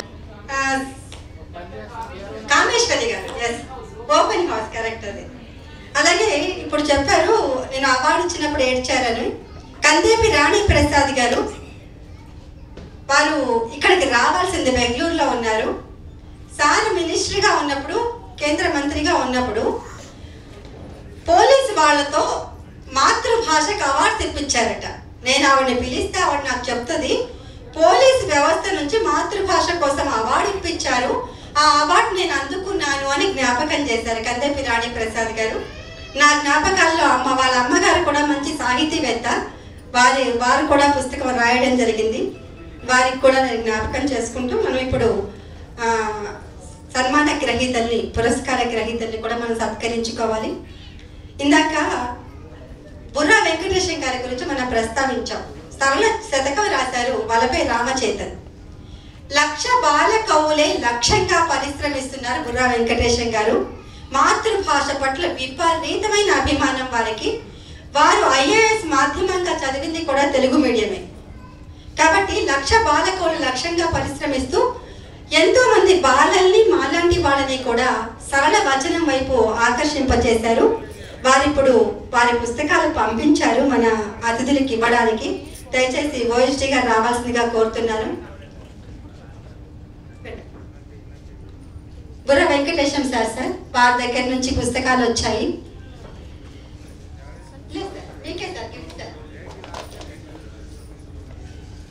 జీవన ధన్య శతకం సారు దానికి ముందు పీఠిక కూడా రాయడం జరిగింది. ఏదైనా భాష బతకాలంటే చాలా సరళంగా ఉండాలి అంటూ వారు ఛందస్సులో మిగిలిపోయిన ఇది కాకుండా సరళ శ్రీనివాస్ గారికి కూడా వారు పంపించడం జరిగింది. అనుబంధాల పూతోటికి ముఖ్య అతిథిగా తెంగడి కిషన్ రావు గారు వచ్చారు. రవీంద్ర భారతికి చాలా చక్కటి సందేశాన్ని ఆ రోజు ఇవ్వడం జరిగింది. లక్ష్మీనారాయణ గారికి కూడా ఇవ్వడం జరిగింది. రామాయణంలో ఉండే పాత్రలు ఏంటి, వాటి విశేషాలు ఏంటి కూడా వారు తెలియచేయడం జరిగింది ఈ పుస్తకం ద్వారా. సార్ ఒకసారి పట్టుకోండి సార్, ఒకసారి దీన్ని చూడండి సార్, ఒకసారి వారికి కూడా ఇవ్వండి అమ్మా. ఒకసారి ఒక స్నాప్ తీసుకుందాం సార్. అలాంటి IAS ఆఫీసర్లు మనకు కావాలి. పర్వాలేదు సార్. అలాంటి IAS ఆఫీసర్ 1,00,000 బాలకోడు లక్ష్యంగా పరిశ్రమిస్తున్నారు. వారికి సభాముఖంగా ధన్యవాదాలు తెలియజేసుకుంటూ ఉన్నాను. అచ్చేసి వదిలేది అక్షరం కాదు, కాగితపు ఖైదులో మిగిలేది అక్షరం కాదు, ప్రవహిస్తున్న అక్షరాలు కావాలి, పరవళ్ళు తొక్కుతున్న అక్షరాలు కావాలి. అక్షర సేద్యం, మాతృభాష సేద్యం నిత్యం జరగాలి. అలాంటి అక్షర యోధుల్ని మనం ఇప్పుడు వేదిక దగ్గరికి పిలిపించబోతున్నాం, వారిని సత్కరించుకోబోతున్నాం. ఈ కార్యక్రమాన్ని నిర్వహించాల్సిందిగా రమాదేవి కులకర్ణి గారిని నువ్వెంత చక్క మాట్లాడతావో అంత చక్క కార్యక్రమం జరగాలి. వారిని వేదిక దగ్గరికి కార్యక్రమం నిర్వహించమ్మా. పురస్కార గ్రహీతలు సిరిసిల్లలో కవితల సిరిగా చెప్పించి ప్రతిభావంతంగా పాటలతో ప్రకాశించి ఆచార్య సినారయ్య గారి